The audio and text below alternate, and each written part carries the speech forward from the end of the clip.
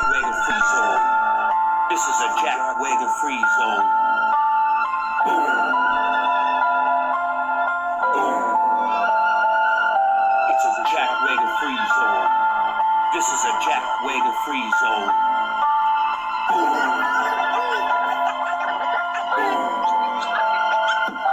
Yo, welcome to the ripple effect. OGs listen while they finish this set. Star band, get that pimple in check. Everything got dribbled and wet.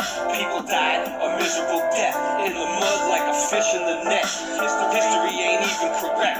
Free your mind from the prison they set. We're trying to get your vision correct. It's a jackwagon free zone. This is a jackwagon free zone. Boom. Boom. Bricks melt past 1080 degrees Celsius on the show with the guy they call Steve. Band's cool like the wind and the breeze. Earth melted and all the mud freeze. Wake you up like a kick in the knees. Glass streams, we hit in the trees. God bless you like when we sneeze. What's the difference between a pyramid and a conical roof? Just listen to Jen if you want to know truth. Stick around and she'll show you some proof. And everything you learn, just show from the roof.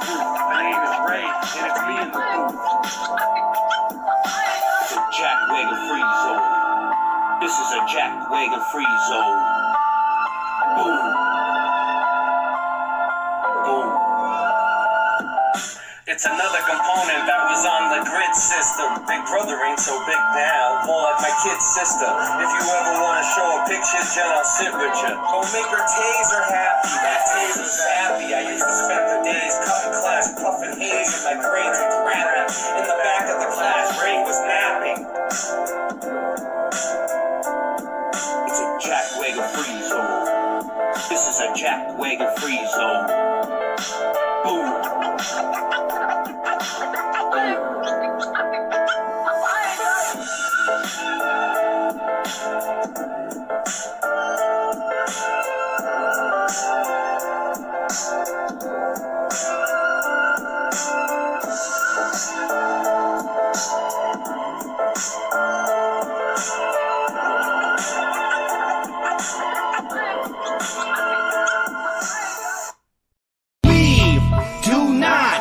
Consent to the wars you use to kill the poor. We do not consent to get taxes and mandatory vaccines. We do not consent to the GMOs that you grow. We do not consent to adhering your geoengineering. We don't consent to the floor and the water supply, blinding our third eye and keeping us compliant.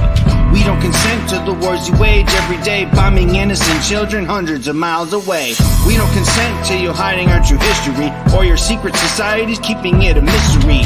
Cause you've been lying to all of us for centuries. Now it's time we break through your green screen reality. There won't be a rock and turn for y'all to be hiding. You're unprepared for the upcoming uprising, and no denying that you've ruled for too long. And we're chipping away at your armor with each song. We use the truth to put an end to the abuse. Once you see what's to come, I wouldn't wanna be in your shoes. You think we're just lambs lining up for the slaughter, but we're here to make your new world have no order. We do not consent to the wars you use to kill the poor. We do not consent to get taxes and mandatory vaccines. We do not consent to the GMOs that you grow.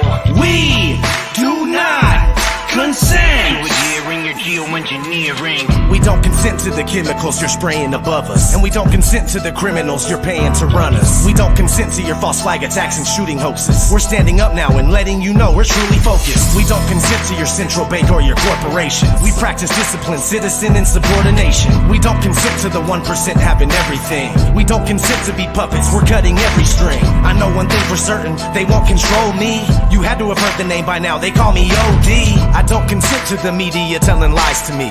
I don't consent to them engineering society.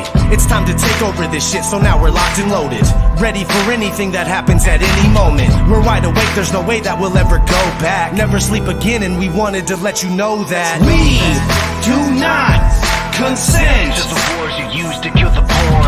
We do not consent to get taxes and mandatory vaccines. We do not consent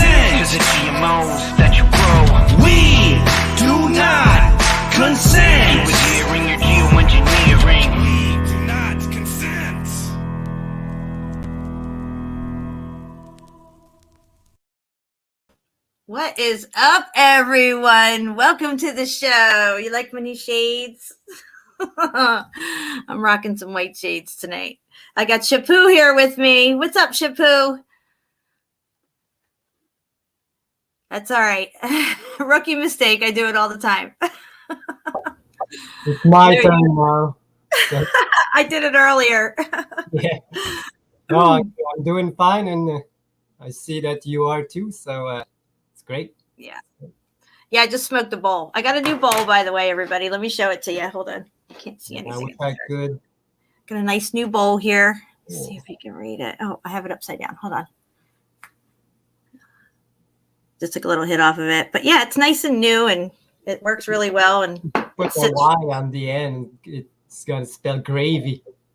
So yeah, it's got a nice stem on it. It sits really well. It's flat on the bottom, so I like it. And it was cheap. It wasn't that expensive too. It was like $25, so I was pretty happy with that. yeah.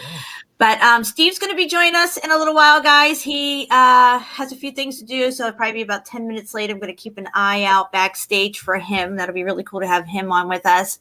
Shepu and I are going to get into some very interesting topics tonight, which go right along with everything that we've been saying these last few live streams. It all ties together.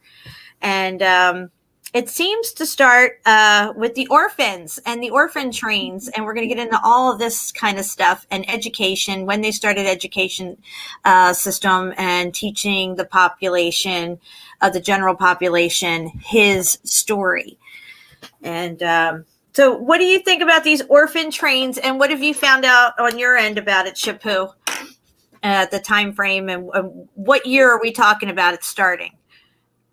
Yeah, but these in America, these orphans start happening around the 1880s, I think. It's really hard to find things before that time, but I think it was to repopulate the empty cities that they were not bombed, but. And they seem to be bringing these kids in from like Europe, even. Yeah, most of them, yeah. Yeah, that's crazy. Yeah, some So Jewish kids, some French, some English, all over Europe, and what I think they were offering them a new life, a new way, a new beginning, and some. Better life, but when they arrived here, I think it wasn't what they thought. Yeah, these were supposed to be the start over people, the people that, you know, and it was really hard for them, I guess, to adapt and grow up and stuff. But I think I read that like a generation later, or at least like 10 years later, things got easier somewhere down the road. But didn't you say they even took the orphans out to Hawaii and populated out there? Yeah, and they didn't just populate here in America, but everywhere. Hawaii, Australia, but India, they already did earlier. But and I have a picture of one of those ARC ships in Hong Kong Harbor.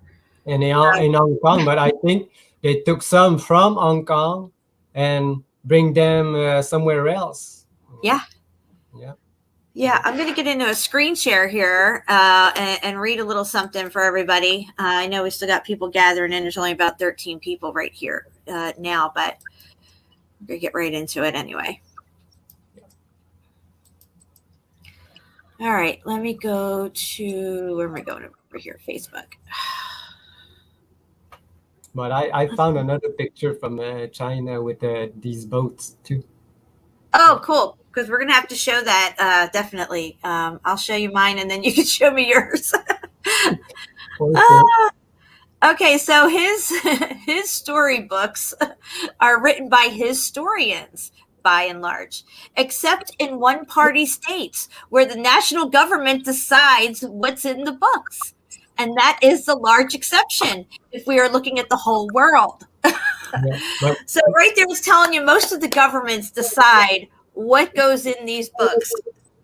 Yeah, but who the historians work for, you know? So Exactly, and they have to get approval down the line somewhere. The See, same you thing. want the textbooks that are written today for our children that are printed up and sold to these schools and stuff, who's narrating that stuff and making sure the right stuff goes in? They can even change stuff, insert stuff. Look at what's happened with the Mandela effect. I mean, we have crazy insertions into his story now, that just totally make the timeline like totally off. It doesn't even make sense, some of it.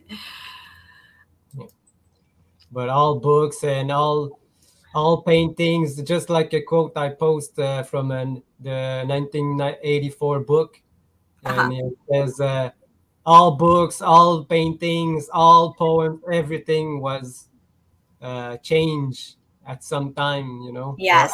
added, yeah, added the Okay, so here it says by 1900, 31 states had compulsory school attendance for children from ages 8 to 14. By 1918, every state required students to complete elementary school. That's 1918, guys. We're in 2022. What were these people being taught prior to this? There was mostly. What I've read the first time I looked into the schooling, it came from the Greeks, but is it real or not, I don't know. But it makes sense to me because these Greek schools were only open to adults, because children had to live their lives until they're like 20 or something like that, and then choose for themselves Yeah. branch they want to learn. You know, this is true school, not like pushed in schooling, you know. So it makes more sense this way, but I don't know. Yeah, so but this is for the United States. It's talking about the United States, 31 states had compulsory schools. That's by 1900. By 1918, all states were. Now, so you got to ask yourself, well, what were the people in this country learning prior to compulsory school system? Basically they were just being taught the Bible, which, there's nothing wrong with that. They get taught to read at home, but there's not much as far as his story goes. They had the Bible to go by. There was no historical narrative written up and being taught to kids. And how to make household things for the girls. They taught how to sew. They taught how to make some dinner. They taught, and for the guys, they taught other stuff like military and probably jobs, because they were really working early. Yep, that's right. That's right. So it really isn't until the advent of the internet, if you really sit down and think about it, the level of research that you're able to do into whatever the historical narrative is. I mean, we don't know if we can even trust any of it. I mean, maybe there's some truths in there sandwiched with a lot of lies. They added 1,000 years on here, subtracted some over there and stuff. So, but once you have the internet, all this information at your fingertips, you're able to explore and figure stuff out more and see the holes within their story. Let me go to this next picture real quick. Okay, it says in the South, public schools were not common during the 16th and early 1700s. Affluent families paid private tutors to educate their children. These schools educated students of all ages in one room with one teacher. Students did not attend these schools for free. So they were sure back then. Yeah, so most people didn't even send their kids to school because you had to pay for it. It was usually for affluent families. Mm-hmm. So I found that to be interesting because I'm just trying to figure out, when did they start teaching the historical narrative in compulsory school system? Because this is what are the last. Okay, so you have about 5-6 generations within a 100-year span. They only started teaching his story 100 years ago, guys. Yep. Yep. That's 5 generations. And this story that they wanted to tell people, because before it's pretty left open, because nobody really knew what happened, but we started to find some things that probably happened. So I'm gonna talk about it later. Yeah, we are. We're going to get into that. I wanted to show these couple of pics here while I have it up because I found a few more arcs in some pictures after going through like miles and miles of pictures yesterday. I found a few more of these suckers hiding in the backgrounds of paintings and drawings and stuff. Again, these are 100% ARC ships, guys. I don't think they were prison ships. If they were used as prison ships after the reset when they've already repurposed them as that, maybe. I don't know for sure. But these line up exactly with the Noah's Ark story, and they seem to be all over the world. You're going to love this picture. Look at this. Yes, yes. Remember the cannons and the rings that we were talking about? There they are. Shooting some, yeah. So I thought that was really interesting that these cannon rings are in here, these sound cannon rings. Yeah. Because they don't really look like they're blowing anything up out here. I mean, you don't really see anything exploding or any balls flying through the air. You just see these rings. Yeah, there looks like a big, huge explosion, but probably not from a cannon, you know. Right. And I thought in the very background of this photo here that this might have been a Hulk ship right here. I wasn't sure because it kind of looked like it had the roofing right here. Oh, yeah. But yeah. I'm not 100% on that one. I just really wanted to show you the rings on this cannon fire stuff. Oh, yeah. Now Some this air picture, there is one hiding in the background. Oh, yeah. Oh, yeah. Right there, there's one in the back with the cover over it. And you can see the one next to it looks like they're either putting the cover on or something. I'm not sure, but there's definitely one hiding there. As far as I can tell. Yeah. And what else do I got? They dismantled a lot of them and destroyed the one because there's none left really. Yep. So we got one hiding here. And then a smaller one right here, guys. And this smaller one is very interesting in some of the pictures that I have because some of the smaller ones are in paintings with the skylights on the top like that. And you have this massive ship, and then you have one right over here as well. And this is a pretty big one. Yeah. All right, let me go to this next one. Of course, here you have the same one with the skylights. Almost reminds me exactly of this scene here because if you zoom in on this little one right here has the skylights going across it. You can see it on the very top right here, these little markings. Oh, yeah. And then you go to that next picture and it's that drawing and it's right there. Found that to be interesting. That is very much an arc, guys. Look at that. And even when I was searching these pictures, Noah's Ark kept coming up within all these photos as well. I found that to be interesting as well. Just a couple of different ones. I don't think we covered this one maybe when we were looking at stuff. I just was looking for new ones that I haven't come across yet. And I was just finding some interesting pics. Now, this is the actual photo of that one that you showed, Shepu. Remember you said you had an actual photo of this, but we had the drawing one of it? Yeah. Look at this. This is the real photo of it. These things are real. Yes. And they were lined up. Look at them, guys. Look at them. That's crazy. Line up to be filled with people. These orphans are new life. Yeah. And you have some over here too on the side. But I mean, I remember seeing the depiction of this or the maybe the copy drawing of it. But this, I was like looking really closely. I'm like, that's the real picture right there. I mean, that's crazy. So I had to share that with you guys. And let's go over here to this one. Okay, I thought this one was pretty cool. This is like a China or Japanese one. These are massive ships as well. They have huge buildings on them. This one has a whole building on it. So there's that one. This one has a few buildings on it. That one over there does too. So I thought that was pretty cool. And then there's this. Yeah. This ship is from the 1800s, guys. Believe it or not. At the same time of that, these wooden boats. They Yeah. have these.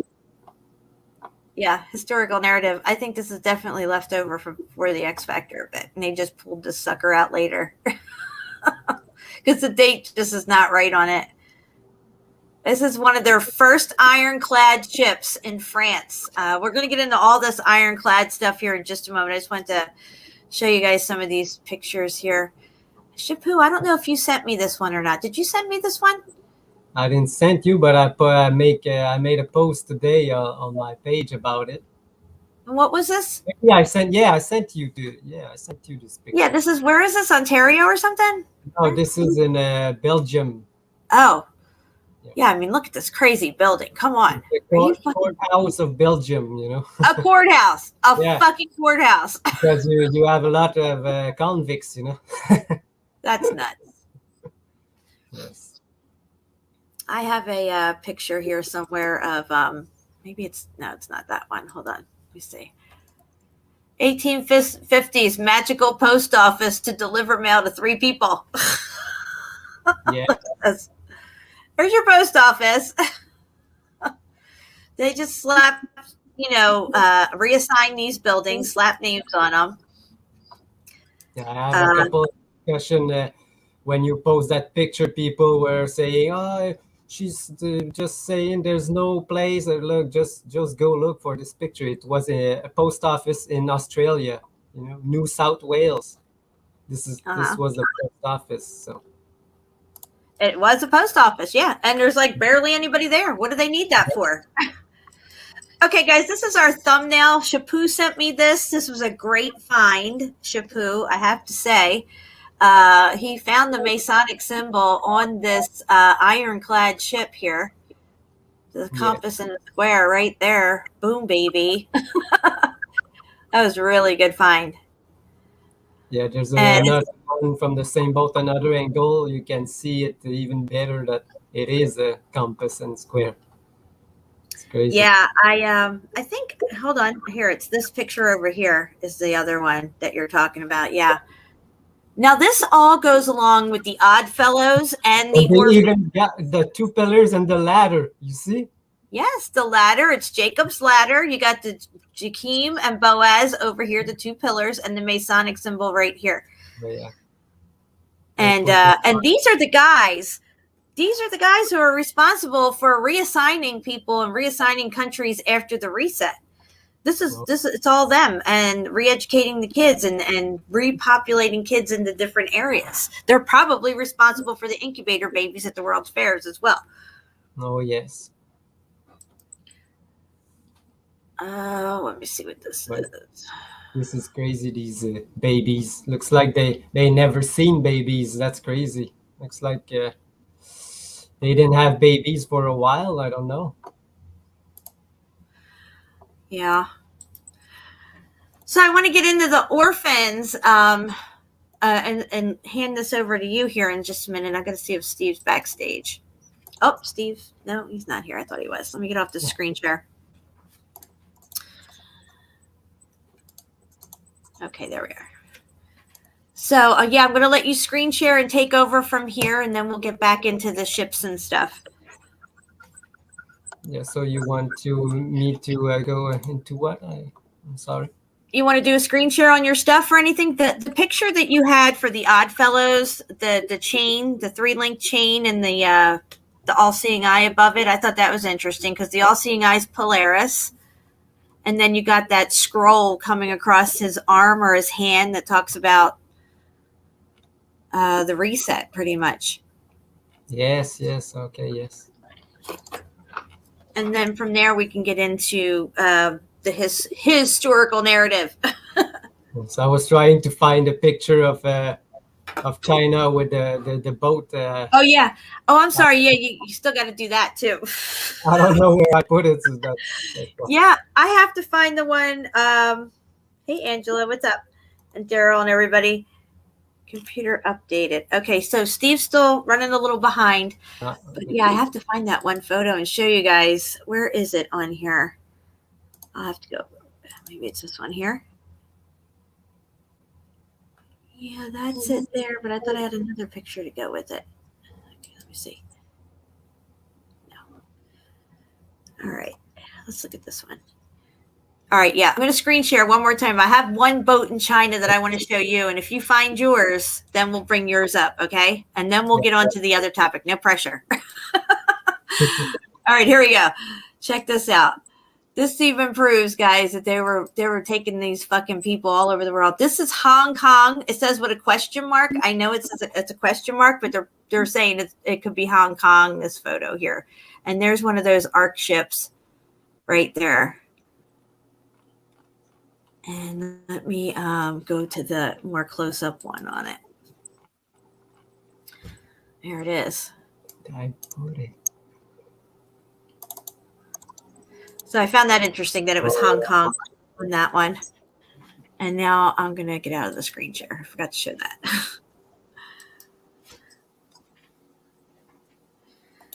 All right. Don't know where I put it. It's okay. Take your time. I'm going to say hi to the chat because I haven't been saying hi to the chat. Let me click over here and get the comments up. Oh, DJ's in the house. I think I just saw DJ here. Where I scrolled past her. All right, let me start from the top. I got Juan Torres. What's up, Juan? My stuff working. Everything's glitching over here. Singe Man's in the house. Angela, Baby Carson. She's always sending me some good info. Trisha Atkins is here. Ray from Boston is here. What's up, Ray? What's up, Ray? Natalie's in the house. What's up, girl? Who else we got? Zal Moxis. What's up? What's up, Zal? Daryl Davis is in the house. Truth Loops is here. I see Frederica. What's up, girl? Trying to get these things to work. Oh, Steve's here. What's up, Steve? Hey, what's going on, guys? Hi. What's up? How you doing?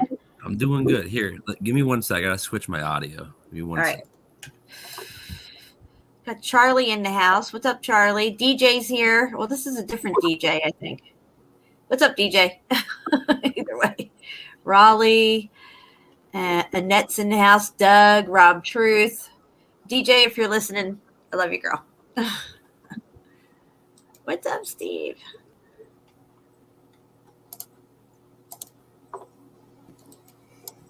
So I didn't find it. All right, Shepu. It's okay. Maybe I didn't save it. And Does it look kind of like the one that I showed, or is it a different one? no, it was the same place, but you could see actual Chinese, so you know that you were in China. They had these little wooden boat, these Chinese boat that they have. I thought you sent. Did you send me that one? Maybe you sent it to me because I think I remember it. Oh yeah, probably, maybe.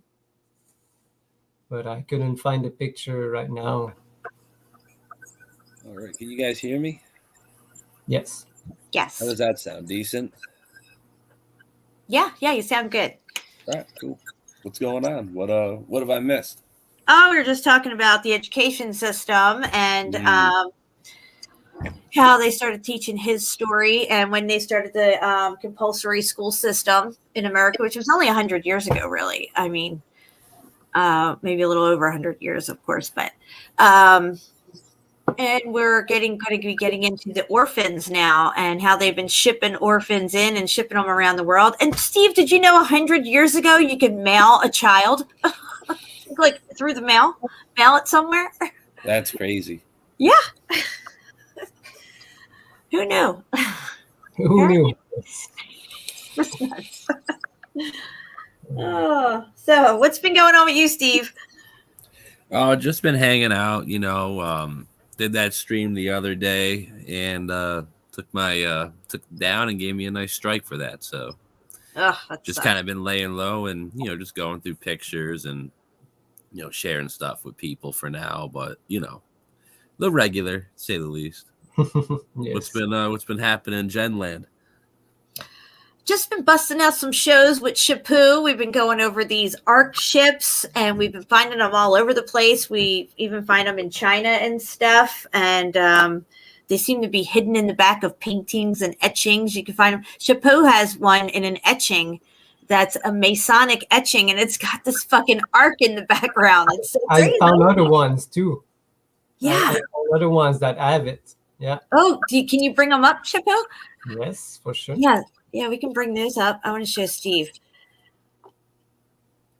So Noah's Ark, everybody has a flood story, right? So clearly, I think that they used these large ships to save people and to move people around the safe zones. There wasn't just one ark. There was many arcs. If you watch the movie 2012, they have more than one ark. They have like 4 or 5 of them, at least in that one location. And other locations have their own arcs and stuff. So, but the narrative on these particular ships is that they were prison ships, which I don't think they were prison ships. I think they were life-saving ships. That's crazy. You know what's really interesting too? I've always had like a concept theory that when the Great Flood did happen, I mean, if you read, it says they all kind of laughed at Noah, but I feel like some of these, at least the smarter ones, some of the smarter Nephilim and Fallen, they probably were like, you know what, this guy's, he might be right about something, you know? So I bet that's maybe where all these other arcs could have possibly came from. But yeah. Zoom in on this, too. Look at this. Second, my computer's running a little bit slow. So this is a Masonic drawing with an arc in it. I can't fucking believe it. Look at that. It's right there. And it looks just like all those ships we showed you guys. And I've got a couple of other ones too. Wow. That's really good, Shepu. Well, that's not what I wanted to do. I don't know what's going on with me.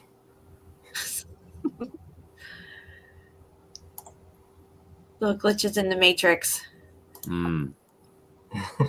What? I love that. What is that? Okay.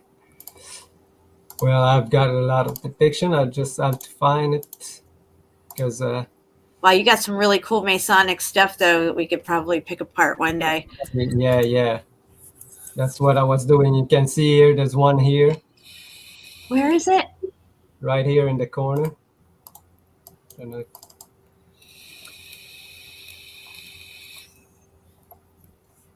here. Oh, okay. Yeah, look at that. This one. Yeah. Wow. They have this too. Tower of Babel looking like a volcano. Yes. But I've got some better ones. Not this one.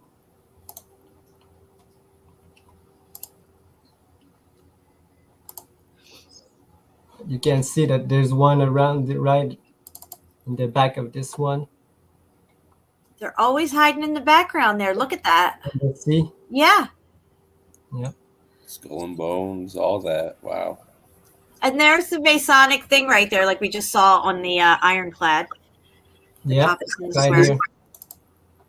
But it's because these are the guys that were in charge of handling these orphans. You know? You can see. Oh yeah, there's one there too. Yep. And looks like they're bringing them in after the catastrophe because look, those columns right there, those standing columns remind me of the stuff that John Levy carried. He did a show, John Levi, about the columns on the Mississippi River. Yeah. And now look, Polaris is at the top, the all-seeing eye. Yeah.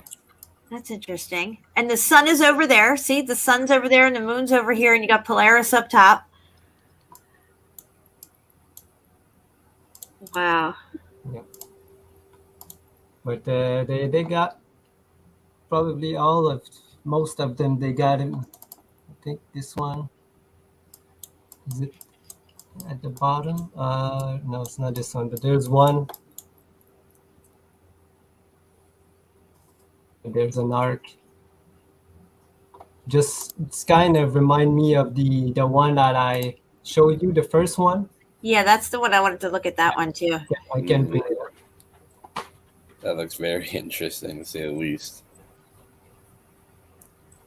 Even if you have no idea what you're looking at, it's a hell of crazy. Oh, yeah, well, that one. Yeah, That, yeah. There's a lot of in these pictures. yeah, he had lightning coming out of his hand. Whatever that rod was in his hand there. Oh, I didn't see it, but like you said, we can do a show on it and trying to depict what they say. Yeah. Which one was it? Look, you can see here. Look, another one. It's this one. Right Oh yeah, I here. see it. Yep. But that's the one because it's. There it is. There. So look at this etching, Steve. Look, there's an arc right there. Do you see? The Masons are there cleaning up, right? They're doing their thing. They're cleaning everything up, putting a historical narrative to it, and they're bringing the people in. They're bringing the fucking people in. Bring the people to teach them about this and how it should be next, you know? Yeah, go scroll up to the top. It says Master Mason up top. Yeah. Yeah. 33. What the fuck is an arc doing there? I mean, come on. That's so crazy. Yeah, dude. Did you see all the arc pictures I sent you, Steve? I did. All those crazy, gigantic ships. Yeah, it's just very crazy. It seems like, you know, the Freemasons took some notes over the years. Maybe they can recognize when one of these events is going to happen, you know. Oh, they definitely do. They know all about the inner sun, and they know when this pole shift takes place, and it seems to be every 360 to 400 years. And with the Tower of Babel. So. Oh, scroll in on that one a little. Okay, there you go.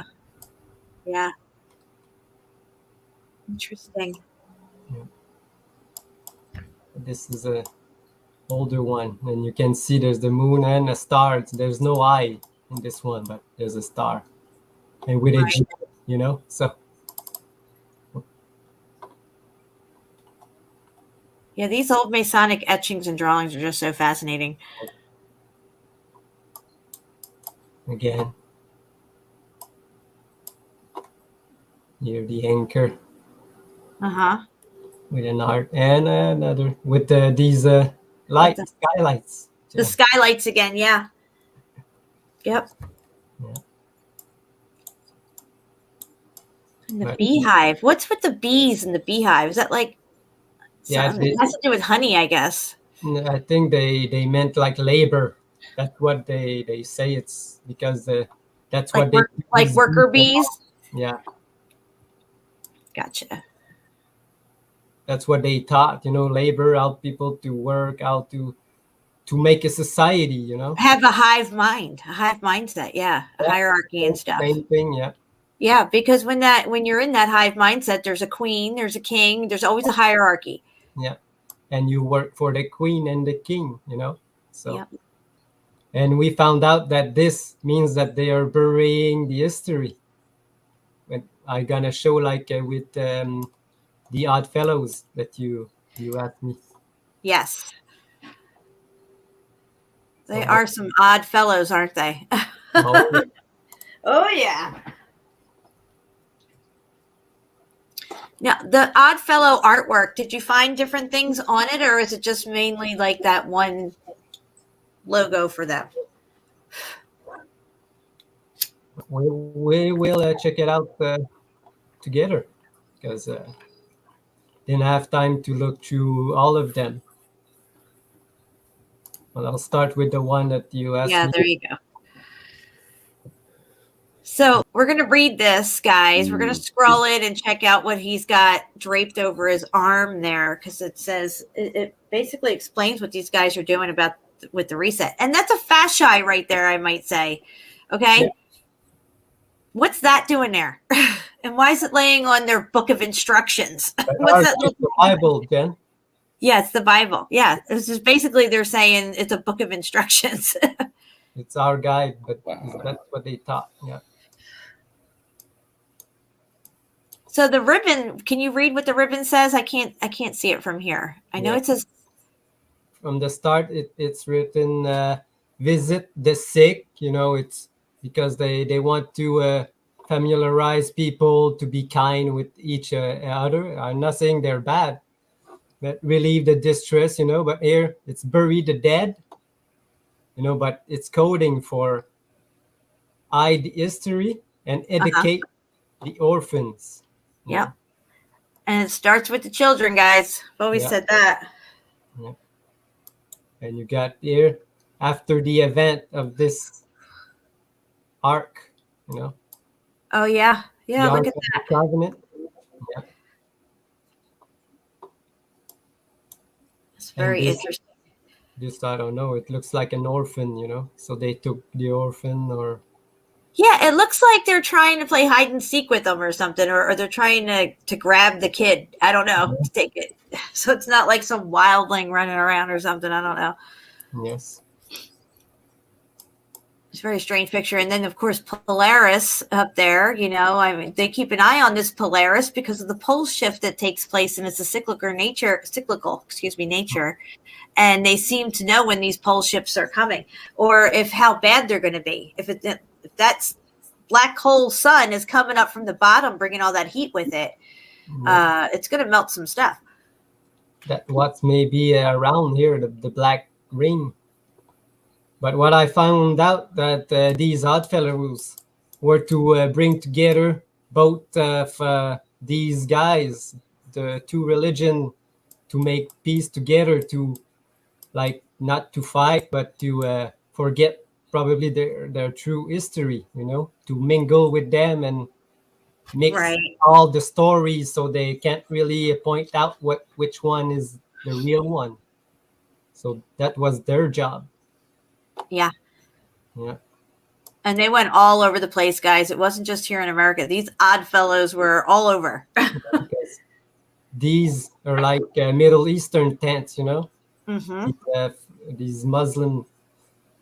But I figured out that these three links are not. You all heard about the missing link, but it's not a link. It's a chain link. It's three. The missing links. Yeah, it's those links, and they probably. Oh, you know what it could mean? I don't know for sure, but it just popped in my head. It could mean 3 generations. Yeah, or 3 different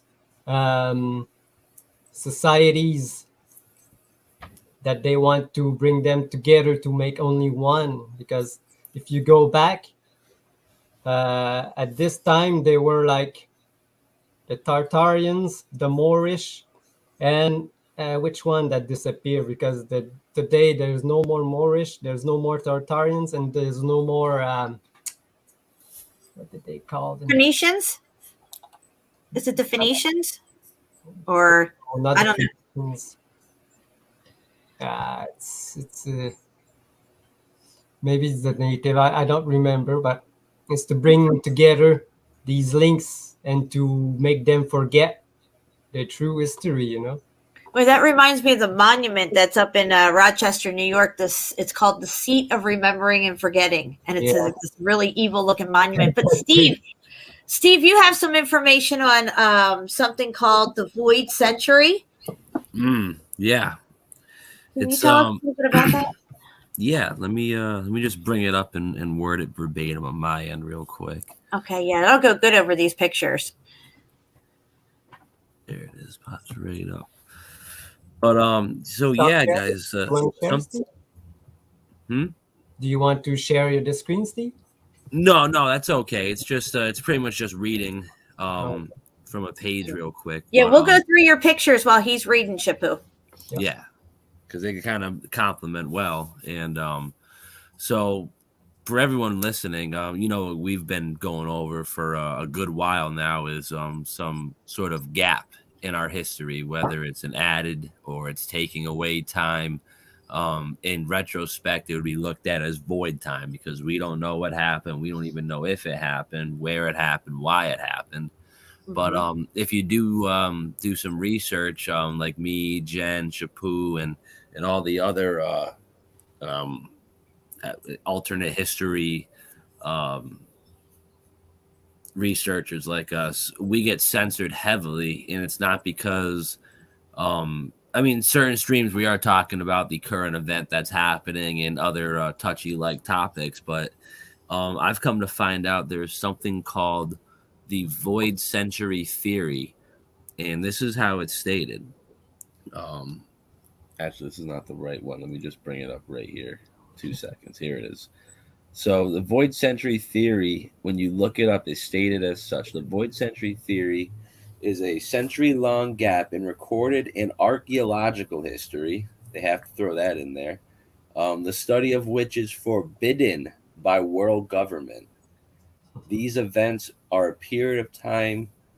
The events of this period of time are so important and relevant by learning them, one is said to become aware to the true history of this world, end quote.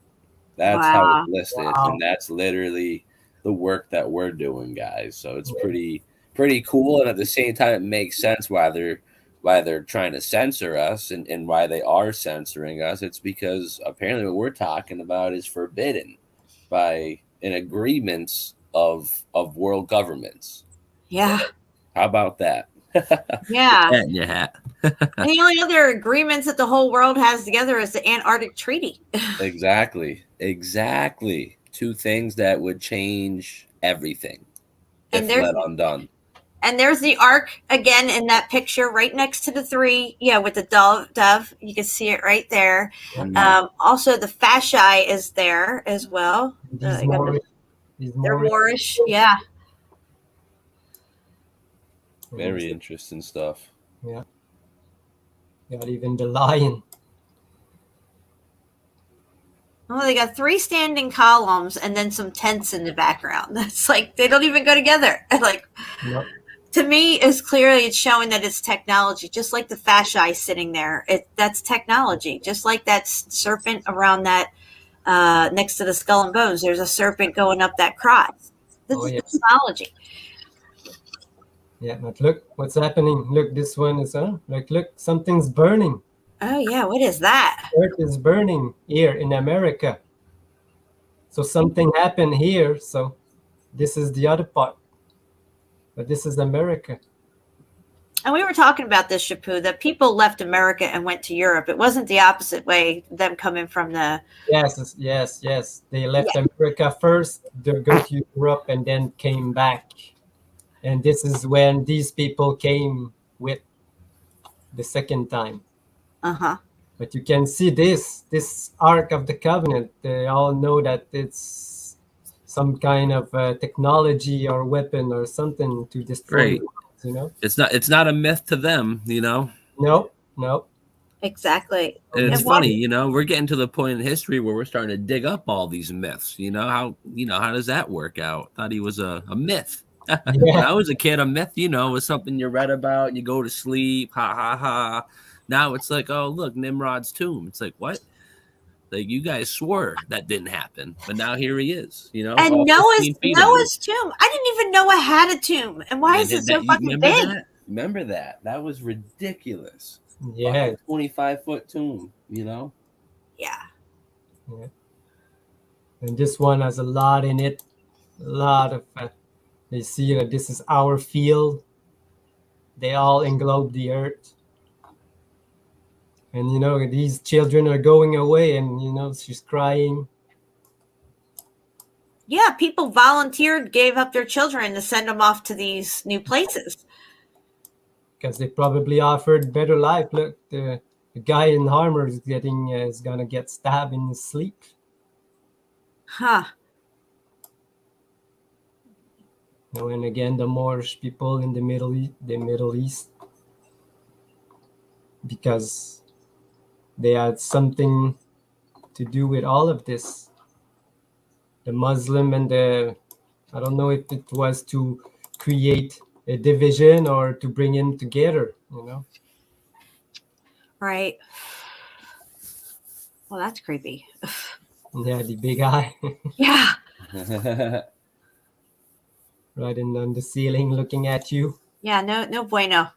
Nothing to see here, This sword, the kind of sword that they gave these high ranking. Oh, they But look.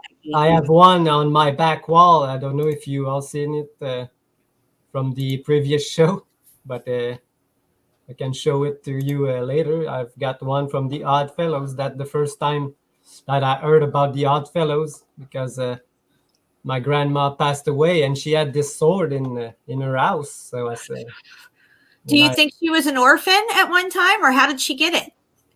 it was her husband. It's not my grandfather because she remarried. Uh-huh. But her husband had and he was probably a orphan from Wow. the stories I heard. Yeah. Oh, this is really good. Now look at this. You got Polaris up top. You got our sun and moon on either side. And then below, you have another moon and sun. Do you see that? Just like I said, as above, so below. But see, Smoky round thing. yeah, that could be it too. But what I'm thinking is those people standing around that pedestal would be where the smoky god would be, because they say that's the seat of the gods. Yeah. Let's go down a little further to where those women right there. That pedestal, remember? He described a pedestal that the gods sat on, the smoky gods, right? Yes, So I'm thinking, yeah. And then they have a sun and a moon, just like we have a sun and a moon. They have one down below as well. Yep. I know. And what is that in the background? Is that an ark? Yes. There's an ark. Yep.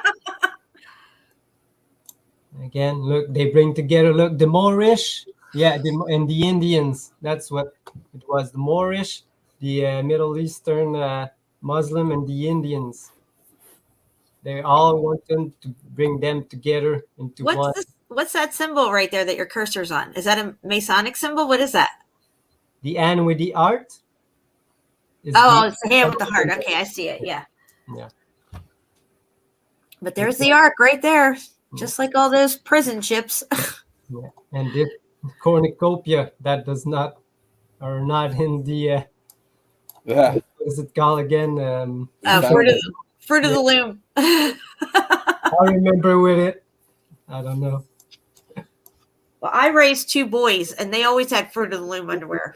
Yeah. And they had the cornucopia. Yeah, this one's pretty nice. Look, this is their symbol because they are kind. That's what they are showing us. Yeah, they want you to think they're kind. Yeah, but that's what they were there to do, to dismantle the history of these guys and the others. So, and you always this anchor. It means, but some anchor. kind of they came from these ships. Yeah, and then they also anchor the memories in the kids for the history. That's why we have news anchors. They call them news anchors on Televised Your Vision, because they are the ones who anchor these memories into your mind of current events and stuff. Oh yes, that's a nice. You know what else is interesting too? You know, we're under maritime law, and it's like, where did that come from? Like, when were we all living on the law of the water? Well, I mean, if you're on a boat, if you're on a ship, that's what they have us on, a ship. We're not on a ship, though. We're on land. Yeah, and they just carried that over and never deviated. Yep. It makes sense to me. This is like a whole another piece of the puzzle here. Oh yeah, you know, I have a building. I have a building near me that has that on it, which you're circling there. Very interesting. That would be like your Planet X, your smoky god coming up from below. From below, yes. I didn't see it before, but now that I see it, it's really weird. It is. And it's not the earth because there's no land, it's empty land. All right, hang on 1 second. All right, guys, can you keep talking? I have a phone call real quick. You just guys keep going. Yeah, you're good. Yeah, and you can see that these are the kind of warship that we're going to show later. That Jen has got a lot of pictures of these giant ironclad ships. Okay. Did you see them, Steve? I don't know if I saw those, but I saw some other ships for sure. Yeah, these big prison ships, like yes, yeah, that's the ones. Yeah, that's the ones I've been seeing. Yeah, and that's you can crazy, see. though. Yeah, this is the traditional garment of these odd fellows, but you can see that this is the Moorish people kind of dress, Mm. and the Tartars, you know.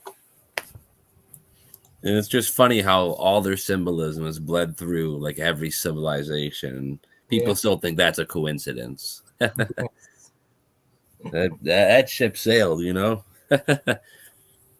So look, this one was crazy because it looks like electricity coming out of Polaris, the eye, or this. You can see like the waves.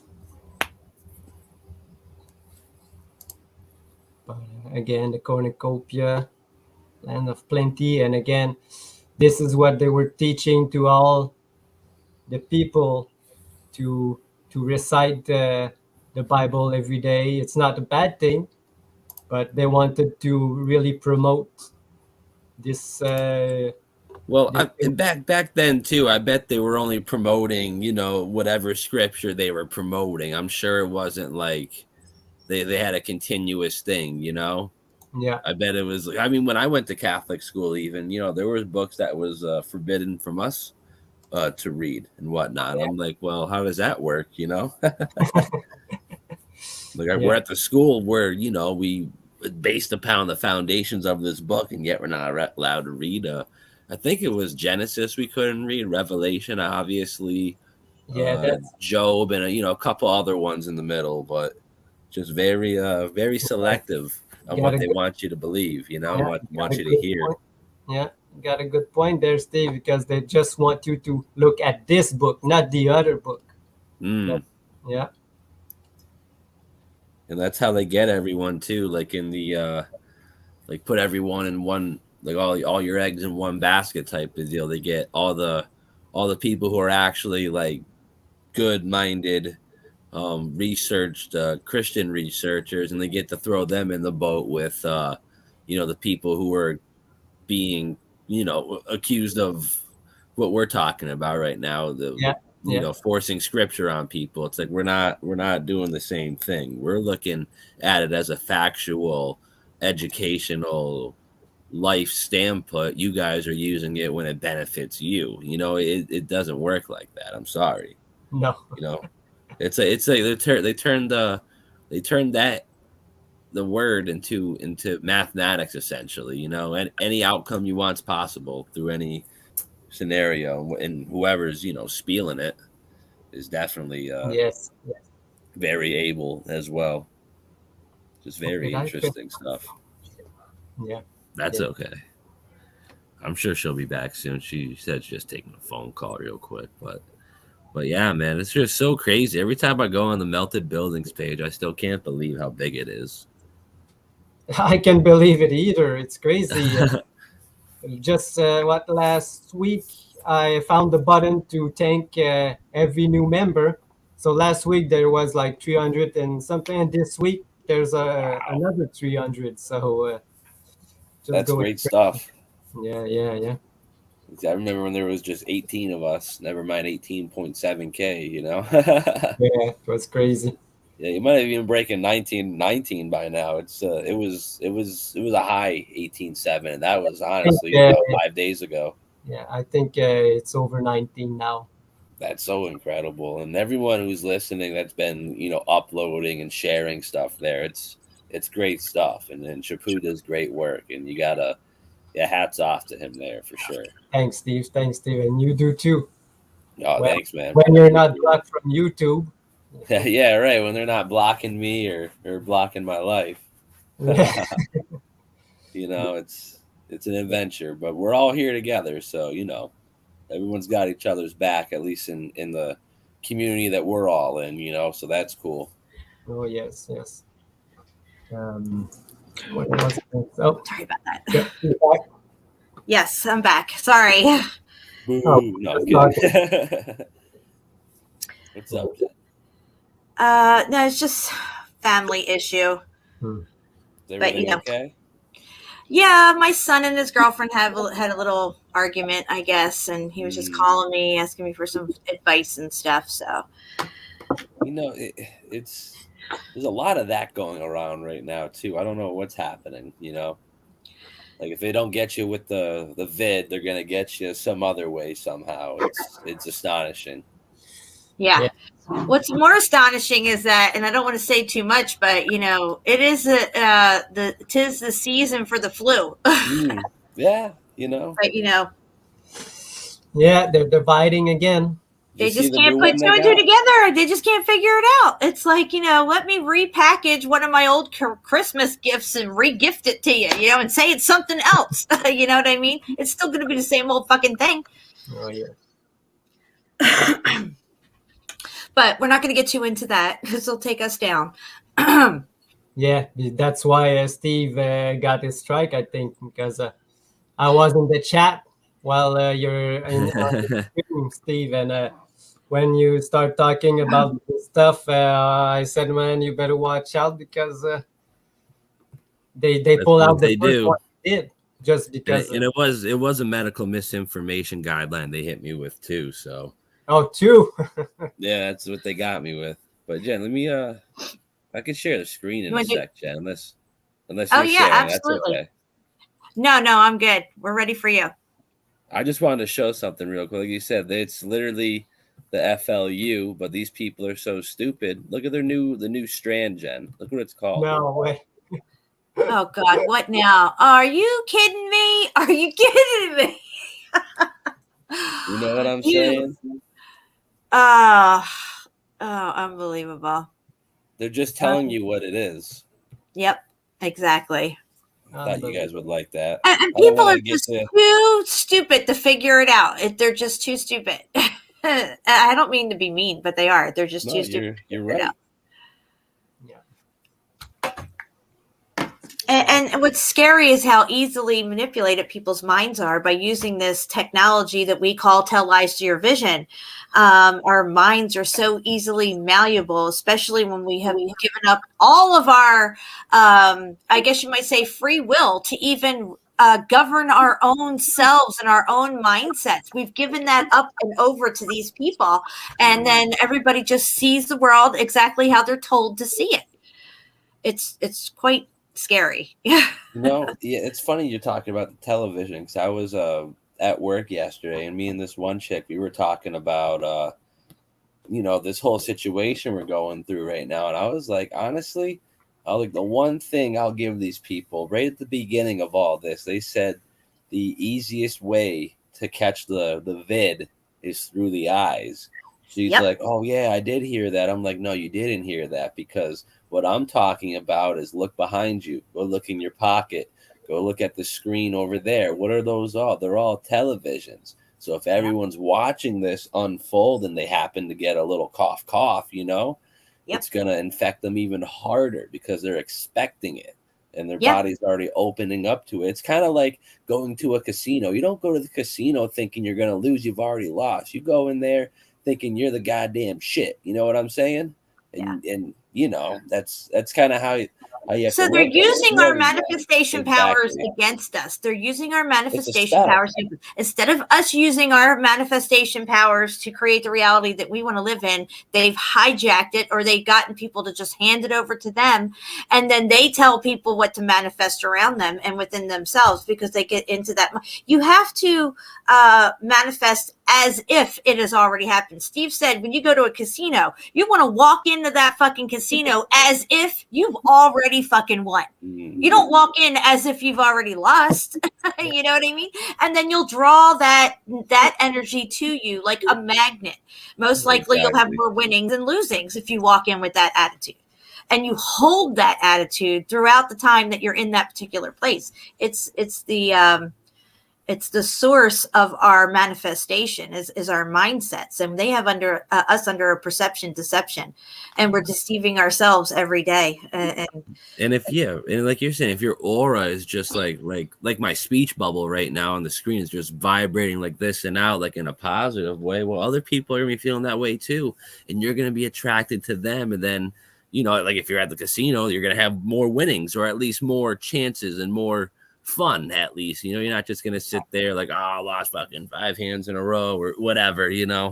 That's just, it's a bad example, but it is what it is. And the funny thing is, like, I haven't been to the casino, I don't even know how long, but before I ever went, Like when I was growing up and before the first time I went, the one advice I always got from everyone was what I just said, but the opposite. Everyone's like, oh, just go in there and already accept it's not your money anymore. It's like, no. I'm going in there. I'm getting all the chips, you bastards, you know? I was never into gambling. I never had the money to gamble. So I was just like, I don't even know what it's like. Neither did we. Neither did we. But every day's a gamble for me.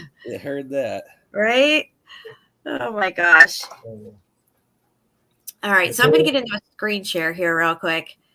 And we're going to go over some ironclad stuff. Yes. See where we can go with this. Me too. I got them prepared.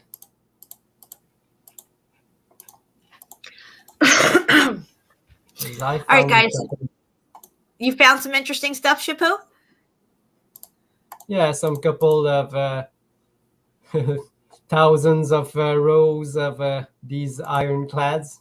This one. Oh, yeah.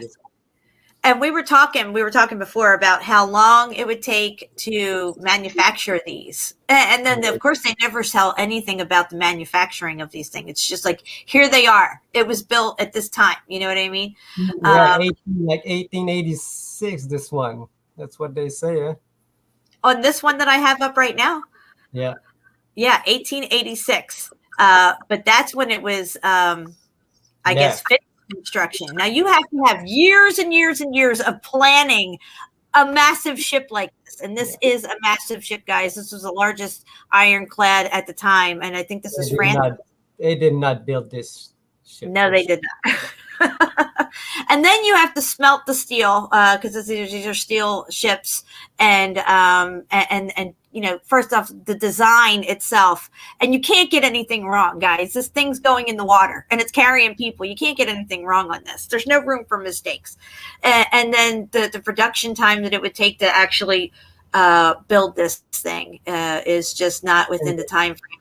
And the size of the rivets are incredible. Yes. They're huge. Oh, yeah. They are. Look at this thing. 1878.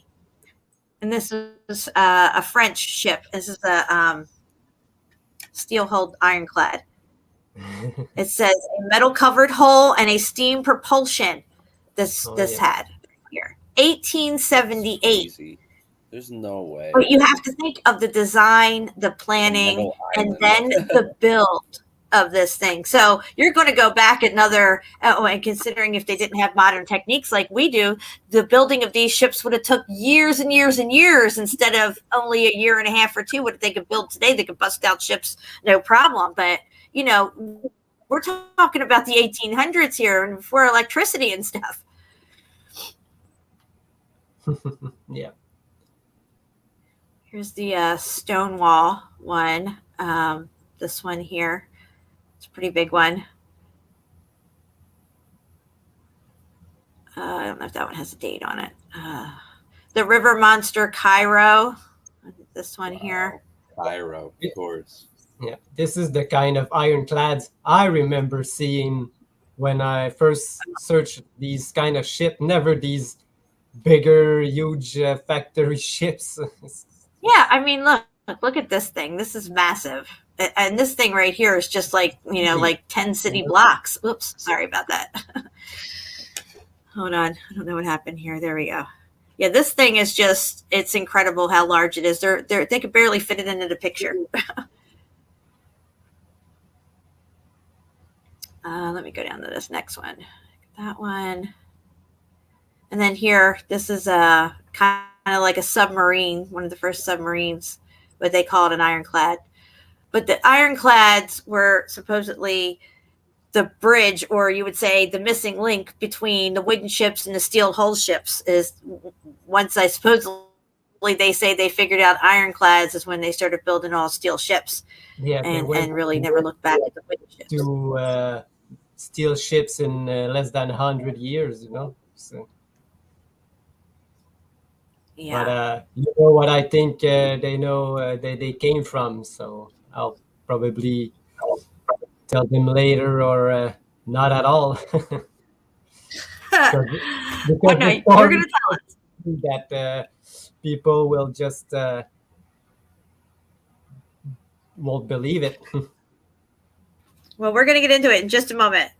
I want to show this here real quick, though. This is Chimney Rock in Nebraska. Chimney Rock. And then you have, what do we have here? Is it going to show up for me? Golden Stupa, India. Yeah. Golden I was looking Stupa, at a India. comparison to this the other day. It's crazy. Shepu, is that the one that you put up? Did you put up that comparison picture? Which one do you? No, that's the not the one that I put out on the comparison. No, this okay, one, yes. Not Yes, this two. Steve said that he saw one of these pictures, a comparison side by side picture, and I know you posted one. Yeah, it's on the group. Yeah, it was a few days ago, and it's just how could you not? How could you not make that assumption? It's right there. Yeah, it's right there. Absolutely amazing. That's a melted stupa all day long. Even if it's not a stupa, it's some kind of building for sure. Absolutely. But, it's really look like. But it's very in the same nature. Yeah. Yeah. I think there was one up here. All right, let me go to this next one here real quick. Oh, here's some more of these crazy ships. These ironclads. Okay, so the ironclads, right? We know there was a great war. There was a great reset, and it would seem that there was also a program to repopulate after this war and reset. The war and the reset seems to coincide with each other. Wouldn't you agree, Shepu? Oh yes. It's now it has to be. Though. Yeah, the big question is who was at war, because all the country names and all the stuff that we have now was different back then. Okay. And we also have maps of Antarctica ice-free in the 1500s with openings all the way around it. So who was at war with who? And what was going on there?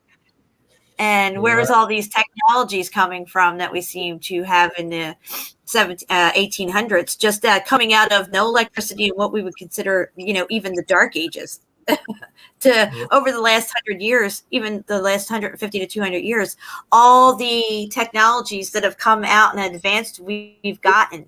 And they say, well, it's because of alien technology has been given to us. Well, who exactly are the aliens?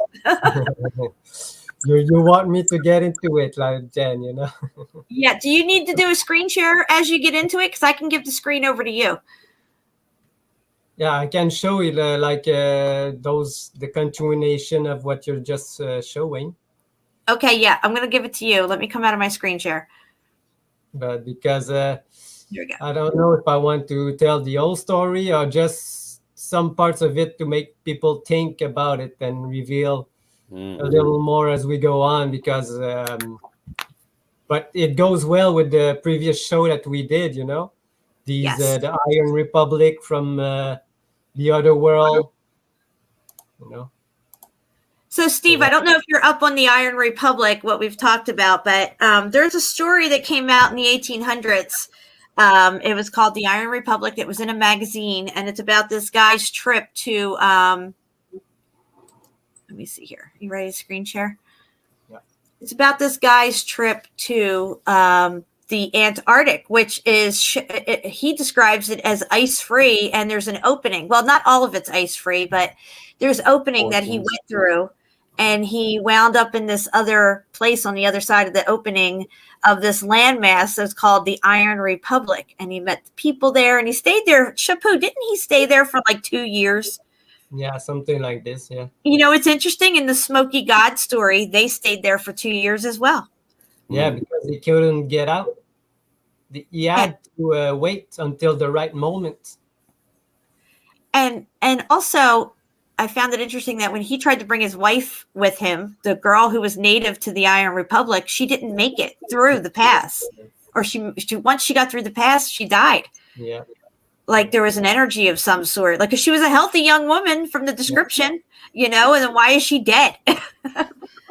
Not the same kind, yeah. She was missing some kind of energy. I don't know. Yeah, something like that. So what do we got here? Let's get into it. What do we got? Yeah, this This is just crazy. This is the royal fleet of in the 1800s of ironclads, iron ships. Imagine, Who's making all these iron ships, guys? In the Yeah. 1800s. crazy. And look, there's no curve. It just goes straight onto a bounding point. So there's that. All straight. All it's just amazed me. I can't even believe that if it's real, it's. But I've got more than one, so It's so crazy. I mean, look so at this one. Even I got airships. let's zoom in on that. Yeah. Yeah, the picture. It's not that great, but Oh, look, the airships are there too. What? So they go from wooden ships to busting these things out left and right. yes. Impossible. That's crazy. One. That's just crazy. The And one- this is the late 1800s, guys, like 1885, One is 1887. it's written 1914. That one's 1914. Okay, that's 1914. But you know what it takes to build this many ships and have them all ready to go by 1914? You're talking about years and years and years and years and years. Right. These are just Hundreds, warships. thousands of men. Thousands of men, yes, Steve. Look, all these. Wow. This is just only warships, not like the big ones that Jen showed, but the later ones. Right. So whose ships do you think they were? Pardon, I didn't hear you. Oh, is that an arc? There's an arc right there. There's a couple of arcs here. It's not you that sent me this picture. Did I send you that? I probably did. Yeah, there's 2 arcs right there. Yeah. Wow. That's so crazy. Yeah. Because I got this one from Hong Kong that you sent me. Yes, yes. I know. I was just sending so much stuff the other night. I couldn't because I didn't want to lose it and misplace it. I was like, I'll just send just what I do with Steve all the time. I just keep sending them stuff. It's all for the show. Yeah. So, like we said, the Iron Republic. There was an event. Let's just say that it's a story that these people from the inner world that we called that came. There was this event, the X Factor that we know came from the bottom, but maybe the bottom where they lived. Right. So it started where they lived, and they had to flee from this place. So the only place they had to flee is to our world. So they came here with these giant ships in the first place, and they were all iron ships. And at this time, don't relate to any historical history that okay, because it doesn't go with it. We all know that history it's all falsified. But before that, these people came, the only thing we had to build with was copper and clay, and those kind of material, the copper age, the bronze age they call it. Right. And now All the iron age.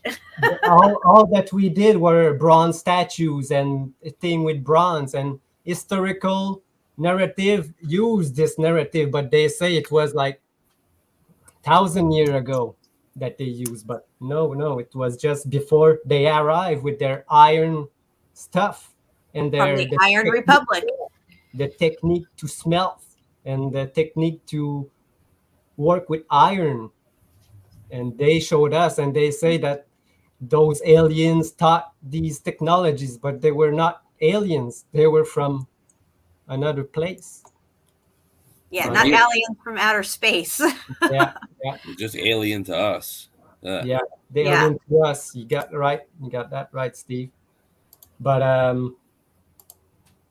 what this happens at the moment of the X Factor. But a lot of time has passed afterwards, Mm-hmm. These people came, took maybe, and what I don't want to really go into because could obfuscate a lot of people, but we all know that the stories of the tall white people that all legends talk about, you know. Mm-hmm. But these people that came from this Iron Republic, they were in the legends, and they're saying they were all tall whites, you know. Yes. So it could came from the same stories. But when the X Factor settled down, they went back to their home. But between these time, they had some what we call the Great War between them and the one that lived where we live now. Right. Yeah, but I don't want to get too deep into it, you know. So just a clue to make people think about it for a couple times because it goes really deep, and it goes into with which we talked earlier with the orphans and teaching the new narrative to the new people. But these guys, when they went back to their home, some of them stayed here, you know. Tommy Paint was asking where these photos are from. These are ironclads from the 1800s. You can look up ironclad ships from the 1800s, and you're going to find these ships. Oh yes. And they're just crazy. It's just funny, like Juan says, you know, you got these people making these wild iron whatever boats, but they're going home, sleeping in their, you know, their log cabins. Yeah. Yeah. Exactly. It's a joke. It doesn't make sense, but if what I say, it makes a little more sense because they came from another place. But when they left not with all their ships because they had like I said a great war, and some of them didn't make it, and they couldn't go back, so they had to leave some ships, and we got these ships. Oh, look at that round one. Go back to that round one. That one's a funny one. This is what we got today. These ships that we just found. You know? Yeah, this is crazy. This is the Russian, what they call turtle ships. I think. Yeah, turtle ship. Yep, that's funny. I don't know. You know, if these ships got left behind and that people didn't know how to use them, and they had to, you know, train to use them, and then they started using them for wars against each other and stuff. Yeah. This is when most people are still living in log cabins, like Juan says. Even the buildings that we see, the capitals, city halls, and even the prisons and stuff on land at this time, buildings that people are not meant to live in, and the houses that people are living in are, you know, nowhere near the scale of the buildings. No, you know, this is our ships, but look at these ironclads with steam engines and stuff. They brought this technology to us. Yeah. Yeah. That thing is just massive, that ship. I just can't even comprehend it. It's nuts. And it's real, guys. This was a real ship. Yeah. It's not a drawing or whatever. Like this one. It's sister ship. Yeah. You know, these with this giant cannon and stuff. It's crazy. No, I just got this one because it was so. Look at this razzle dazzle. Yeah. Yeah. I don't know how that's supposed to help anything on camouflage in your ship. I mean, it makes it stick out even more. Yeah. It's like, are you kidding me? Yeah. But these ships are just crazy. And on the first show we did together, I showed you these ships were used to go around coastlines and shoot at remnants of old world buildings that they couldn't explain, you know.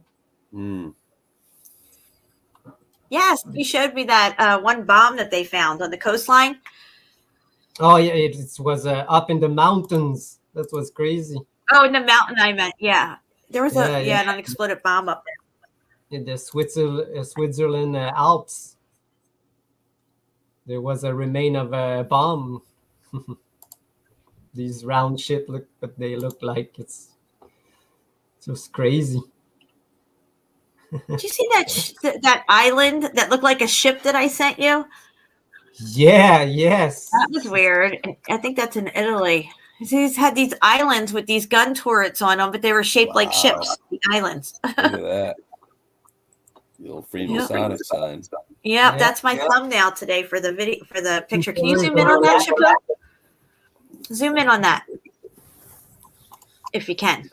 They don't make them like that no more. But look, Steve, you got the ladder, which is Jacob's ladder. You got the two pillars, Jacob and Boaz, and then you got the Masonic symbol in the center.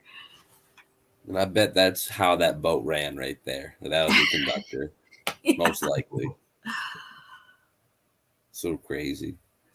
Oh yeah. These are the guys who ran stuff.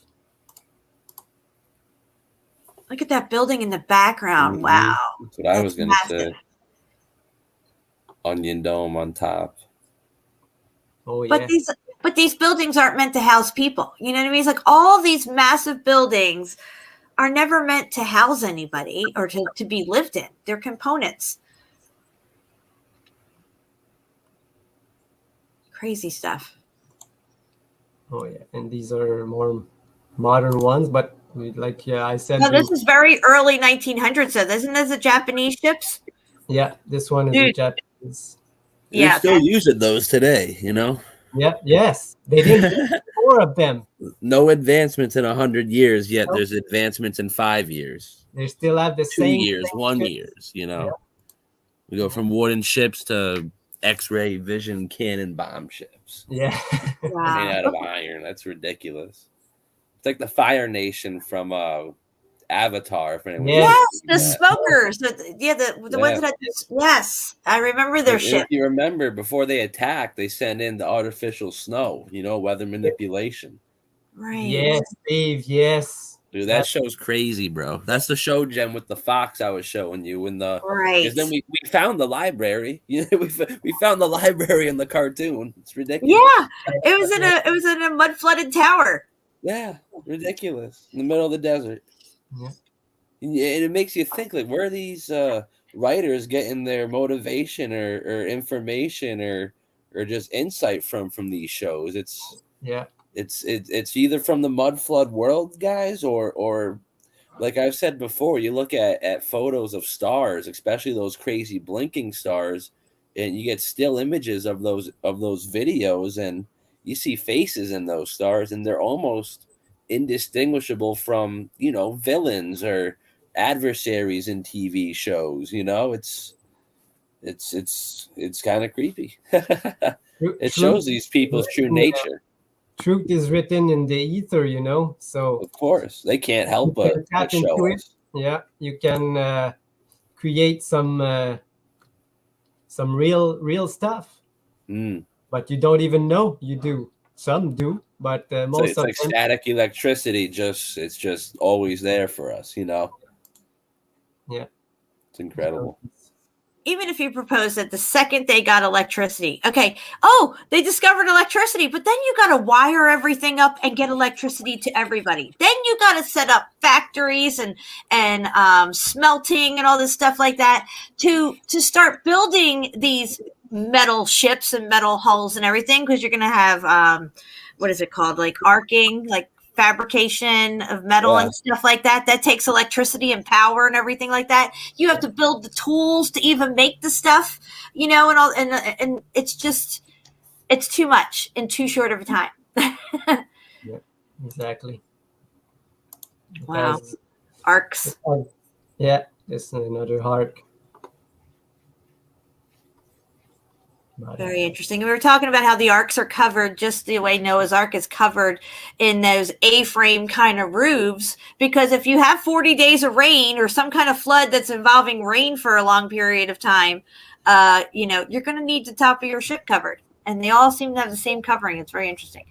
Oh, yeah. Look at but that. none of these don't, so they didn't have this. It's like a floating city. That's what it looks like to me. That's what I thought we were looking at for like the last like 30 minutes. Just a bunch of floating parts of cities. Yeah. It's a French ironclad ship, and for them to bust out one of their first ships that they bust something like this out. Are you kidding me? Yeah. This. This would take Don't they know the grand finale comes at the end? You don't throw that out. You don't play your trump card first. Yeah. And look at how sophisticated the guns are and stuff compared to what the supposed cannons they were using. It's just like there's a missing period of time here, or they've inherited this stuff. And they have the narrative of the Civil War that cannons took down all these cities and whatnot, but for some strange reason, I don't think they're lying. I think the cannons, I don't think they shot cannonballs. I think something else came out of them. No, we just showed it. I had a picture of it up just a little bit ago, Steve, an etching of them firing the cannons and them the rings coming out of it. Did you see it when I had it up? We must be thinking about the same post then, because that was crazy. Okay, yeah, I just had it up on here. As a matter of fact, I have it right here. I'm going to screen share it again as we're talking, because you don't see anything being fired out of the cannon, but you do see those rings of what looked like focused energy type of thing, like a sound cannon of some sort or whatever. Hold on, I'm sorry. I'm muffing up everything right now. No, you're good. Don't worry about it. There we go. Okay, so this picture here. So clearly they're firing off these cannons, and there's these rings in the sky. And Shepu, you showed that video. Wasn't it you that showed the video of that guy shooting that sound cannon and that ring came out of it? Yes. Yeah. A modern day one. They were lighting something up over there. Jesus. Yeah, that's not cannon fire for sure. That's just you don't fire. even see anything flying through the air. Yeah. That's prime. But yet fire. You have That's these crazy. energy rings. Yeah, it's pretty crazy. All right, I'm going to give it back to you, Shepu, if you want to come back onto a screen share.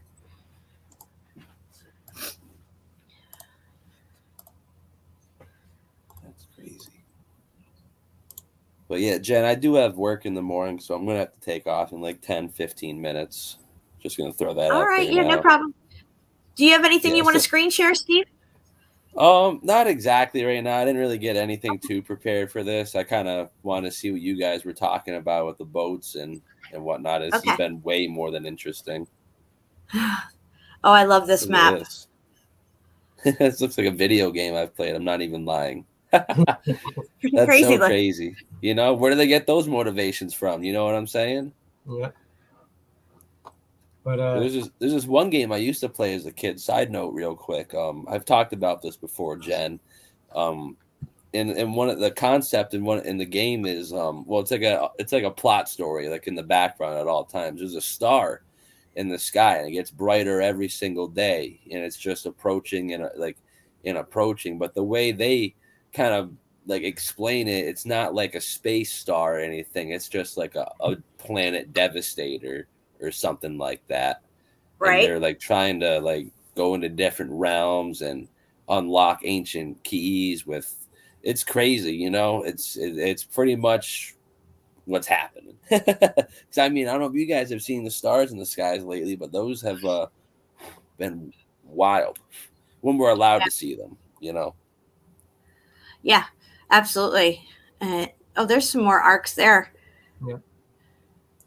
Yeah, the stars have been really interesting. And they said we would see signs in the sun, moon, and stars. And this is how we're supposed to be able to track this event that takes place. It seems to have a cyclical nature to it, where once in a while it comes up, the pole shift happens, and things get really messed up. And other times it doesn't mess everything up. Maybe just some stuff. Yeah, there's definitely differences in the severities of said resets and whatnot. Yeah. Yeah, and the ancient cultures say we're in like the 5th cycle of Earth. Many ancient cultures talk about that. stuff. Like, there's been different cyclical events that take place that take out humanity, or at least most of it, or partial here and there. But go ahead, Shepu, what were you going to say?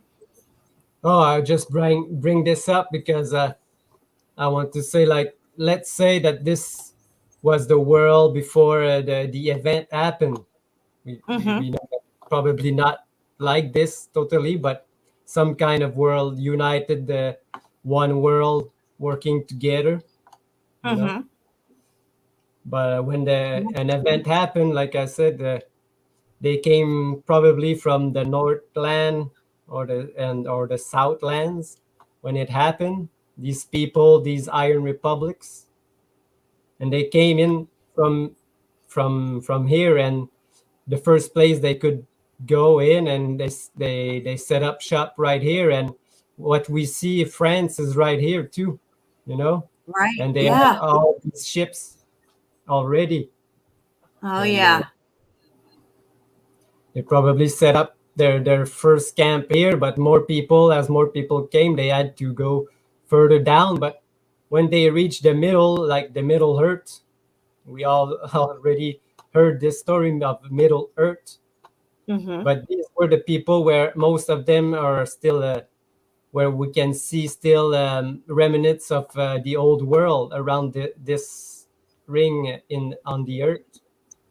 Right. Where the ancient civilization are still living, because the event probably just destroy the top part too of our world. Most of the Americas and this part, but they had to flee and hide on this land. But they had iron to protect themselves, But we got copper and bronze. So it doesn't do much protection for us from electricity, Right. It just make it more severe, if anything. Yes. Which is why the meltdowns were probably so significant and intense.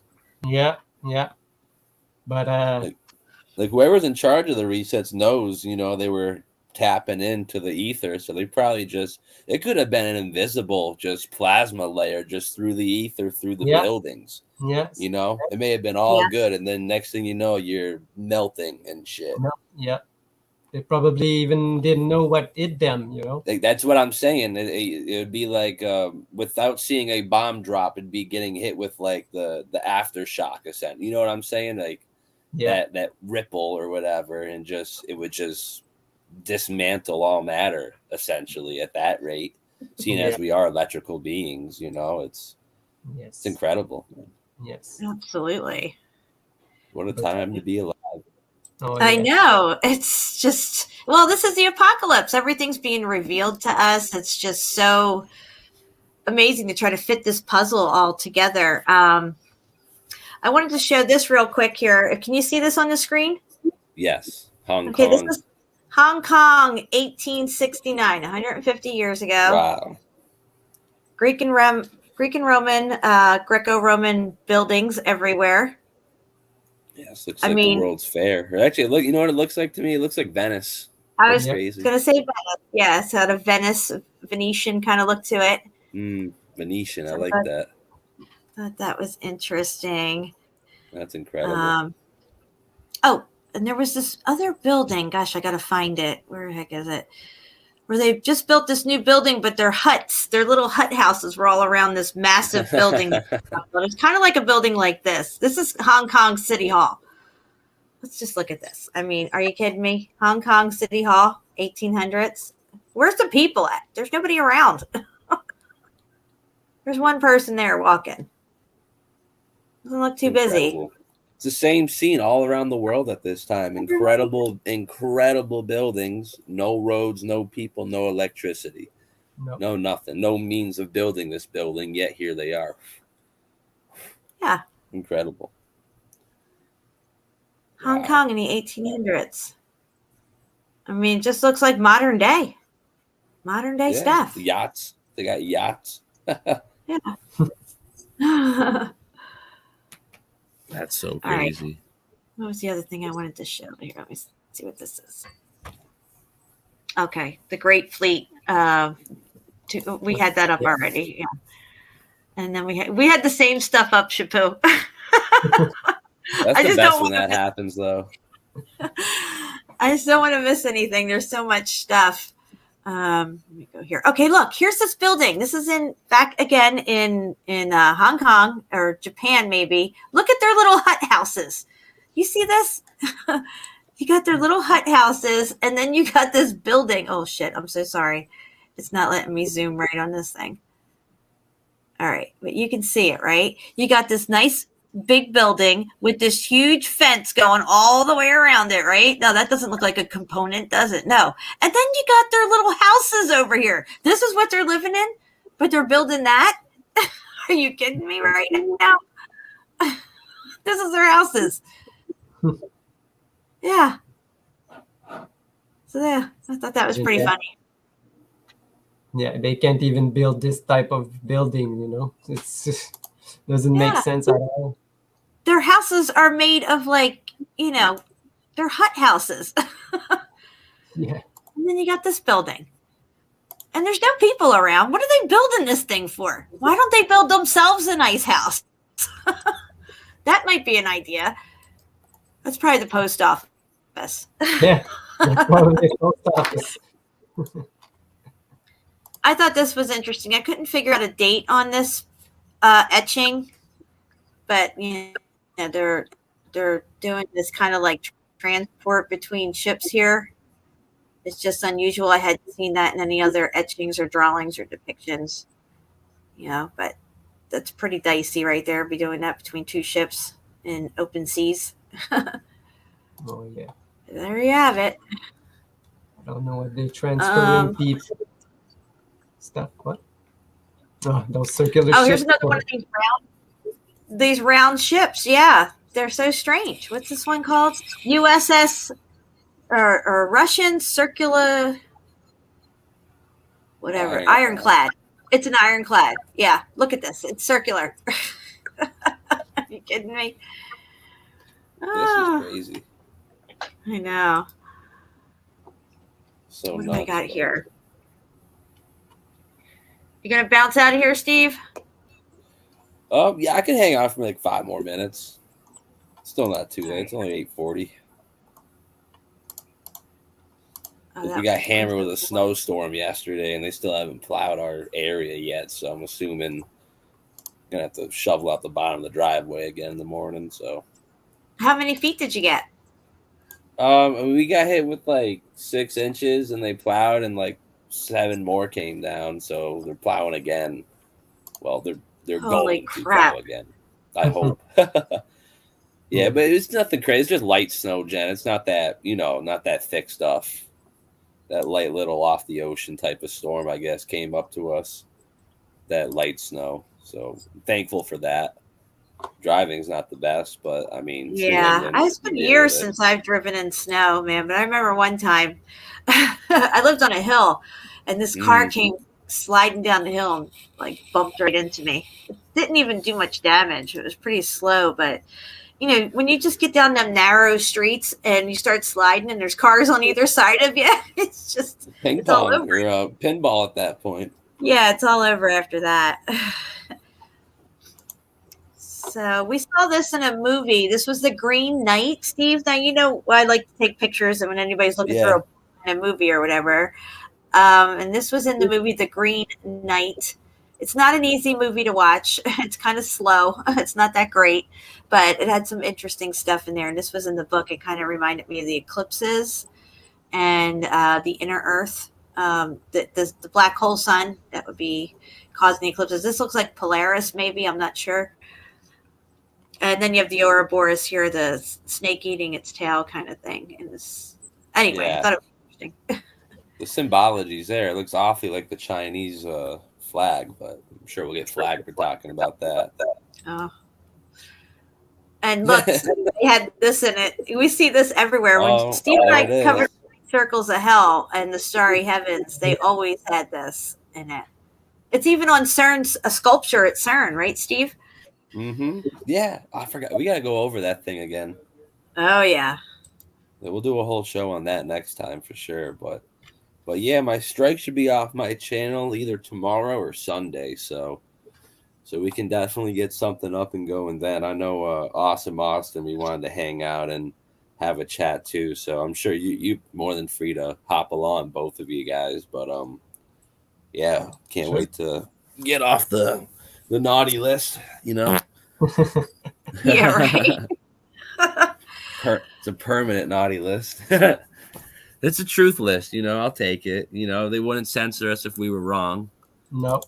That's something I tell people, but they're like, but Rotors said. I'm like, yeah, you know, they also said that, you know, let's not go there. But they said a couple things that were most definitely not true in any way, shape, or form. But yeah, Jen, I'm gonna head on out of here. This has been awesome. I'm gonna stick along in the chat though, so I'll be in there hanging out with the homies. Got some good people in the chat, of course. All a lot right, of people I don't good. recognize too, so that's even cooler. Yeah, thanks for hanging out with us. I miss streaming with you. I know you've had a lot going on and stuff, but yeah, glad you were here.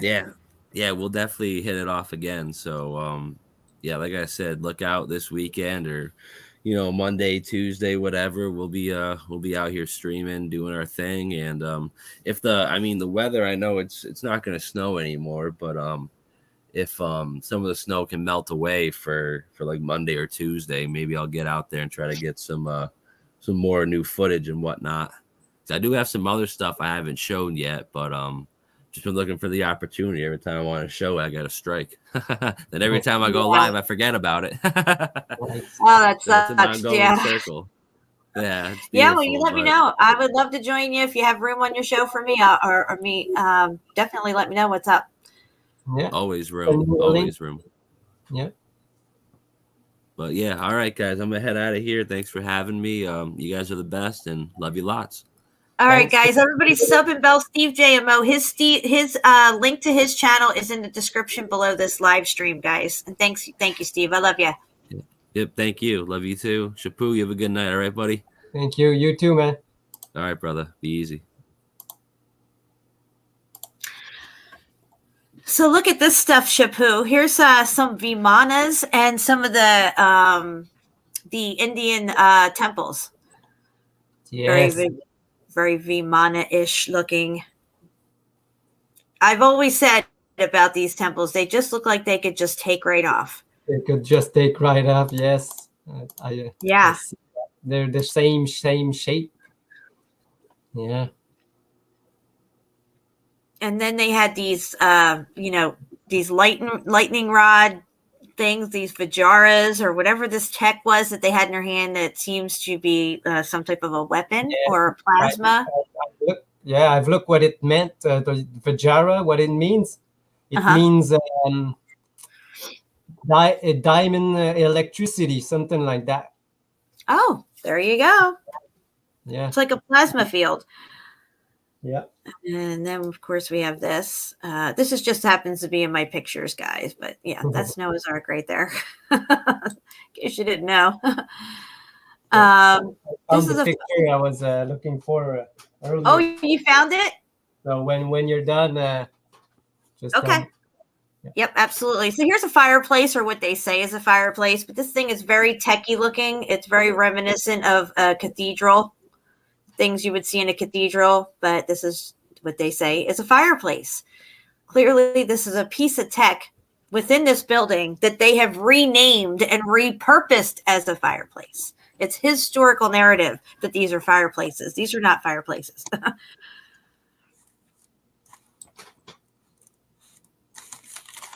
And that's the tech on top of that one building in its functional state, where you can see the plasma energy around it that it's harnessing when this building is on and functional.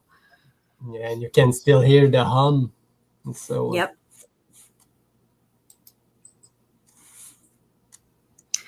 I mean, just look at these buildings are amazing. They're just next level stuff that these people, and again, I'd like to mention, these are buildings that people do not live in. These are like, churches and banks and prisons and all this other stuff, waterworks, different And then look, that amazing tech on top. Wow. Oh, And it yes. seems to spiral down on the inside. It's probably got the spiral staircase. You got the tech over here as well on this one. This one's really cool. I like that. Yeah. And there were probably landing pads for airships too. Oh yeah, this one up here for sure. This is probably why they had these towers. And the higher you go, the better the conductivity of electricity is. Yeah. This is why the Tesla towers are high. Look at this thing. This is an antenna all day long. That's amazing right there. This It's one is one of my favorites for sure. So that's next level right there. oh yeah. Beyond next level. What do we got here? And there's no other need to build this kind of tower, with all these points, and it's not even aesthetically. It's beautiful for us, but there are a lot more other towers more beautiful than this, So must have another purpose. Yep. I mean, if you could build your tower to look however you want it and it's still functional, of course you would make it beautiful. And if it's that easy that you have free energy, you're able to build this stuff. They probably didn't have cranes, guys. When you have free energy, shit levitates. It puts a whole new scope on how they put these buildings together if shit levitates, okay? They didn't have cranes and all this stuff. This is why you don't see any construction or roads leading up to buildings for construction and stuff like that, scaffolding, all this crap. You'll see that in today's world. But back then, they could have just put this thing together on a vibrational frequency. Oh, yeah. I think this was harnessing electricity with these balloons. I don't know if you were telling me about this, Shepu, or how I got this picture. I forget, but it has to do with harnessing energy through these balloons, and it gets anchored down into the ground here. You can see the coiling. This is probably like a capacitor battery, and they're gathering the energy from the ether. It needs to be grounded, and looks like the middle part is gathering the energy, and you connect your buildings or your apparatus to this, and you got energy. Right. It's that easy, yeah. I think that's what they were doing with the balloons too. I don't know, I don't think that they were using the average hot air balloon stuff that we do today. I think these balloons were using the etheric energy to go through the atmosphere. Yeah, they could just attach it to their ship, or like I've showed a picture. They had one attached to their ship to have probably power something. Yeah, right. It's that easy. There's a video of a guy just putting his drone up with a wire hanging from it, and there's energy coming down on it. Right. I think I saw that. Yeah. Are you ready? You want to do that screen share? Oh, yes. All right. Yeah, it's that easy to gather energy. That's why they don't want us to do it. Right. When they say it's dangerous, and look, this is the Chinese. Oh, look at that! Yes, that proves it right there. Look. Yeah. Yep, there's an arc right there, guys. Looks like there's another one. Yes, the tail end of one right there. Yeah.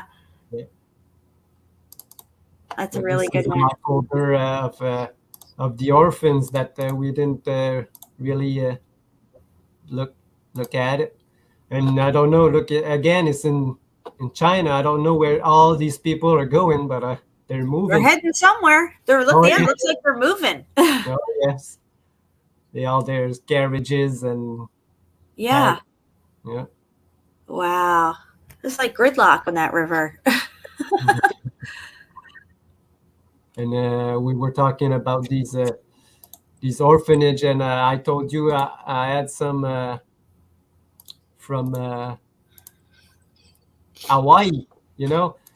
This is the orphans in America. Like I said, all mostly mostly whites, Uh-huh. white people, because probably in the Americas they had mostly darker skin and they had to dilute the blood. But this is in Hawaii. All Wow. kinds of, yeah, all the races there to really change the natives around this place, you know. Wow. There was a method to their madness, that's for Oh sure. yeah. Oh yeah. They know what they were doing. Look, the Irish immigrants in Australia, but look at the A. I can't really see it. Zoom in on that a little. I don't know if you can see. Oh, it looks like the compass and square, of course. Oh, Yes. Yes. Yeah. Yes. You know, Wow. this is what they offer the people. Like I told you, they probably not were orphans before they came here, because the government offered them a better life in Canada to move from British or other places in the 1800s. Right. And that looks like a ship in the background there. Yeah, they have to come by ship. Yeah. They never talk about it. They only talk about the orphan trains, the orphan, but these The are orphan ships. Yes. Wow. You know, another full of these one are full of Africans. And this I just found, look how ornate these river ships were. You know, these ships with the big wheels on the side. Right. Yeah, I didn't know they were this elaborate on the inside. This Look is how the long it is. inside. Yes. Wow. Like these kind of shit, but not this one. This one's probably crappier, but this I found in, look at this building. This is in China again. I just found this while searching for these ships. Oh, look at that, guys. Wow. There's even one on top. That is, wow, that's crazy. Yeah, I want to search where it is placed now, because that looks kind of like it could be China, but it could be like Vietnam or something too. Maybe not Vietnam, but one of those rivers there in China, Yangtze River or Yangdang River or something, has those mountains sticking out of it everywhere. Yes. Yeah. And look, there's the ship. Yeah. It looks like a big steel ship. Yeah. But it looks closed, but I don't know. Wow. All those people with them too. They're probably the odd fellows. Yes, exactly. And they had these ads everywhere. You know, they wanted home for children's. And you can go everywhere at the corner of the train station and pick up the children you want. Yeah, you can even mail your kids. Yeah, that's even crazier. You know? Your kid in the mail. 100 years ago, they were mailing children around. Yeah, and this is the orphan trains that we all seen. Yeah. And the trains, again, the trains, it's an abundance of trains that they were able to just smash the trains into each other and stuff. You know how long it would take to design a train and then make a train? And these people were just smashing them together and stuff for fun? They didn't even know what to do with them. And this is what I tell you, these nuns. Oh, yeah. Teaching. Yep, the nuns. I was telling Shepu, the reason they're called nuns is because they don't get none. And I told you that they were teaching the Bible to them, and they were reciting some poem that you see. This poem came from Psalm 27. Oh, okay. I see it. You see it? Okay. Mm-hmm. I don't want you to sing it, but no, I'm not singing it, but I see it. Look, that's a rare photo I found of one train coming up, and people came to pick up the children Wow. that they wanted. Did you ever see this animation movie called to always play around Christmas, The Polar Express? Oh yes, the Polar Express. What's that all about? That's That's this. all about the orphans, the trains. Right. They came to pick up the orphans. It's their way. They turn it around and show them the pole, the North Pole, to show where there's a big city, and it's all red bricks. It's That's crazy. right. That's right. I'm Yeah. gonna have to rewatch that movie. Yeah, it's not that good, but you can send how do you call it? Santa. The Santa is a big giant white guy, and he's a giant. All right. Yes, in the Polar Express. Wow, And look these at that. these are just orphanages that they use. Looks like an old world building. Yeah, it looks almost like they added that roof on in a way, kind of. Like the building maybe was there and there was nothing on it, or they had because it looks a little separate from the building, kind of. Yes. They probably just repurposed it. Right. They didn't even bother to cover these. They just put a wooden wall. Right. And again, they're telling you how they say 2050, but probably more, And this is the story they want you to believe that.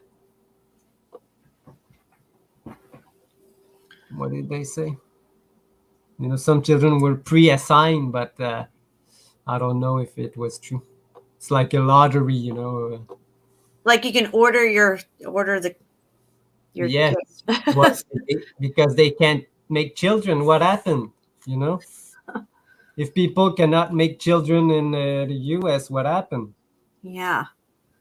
Something happened that they were all sterile or something.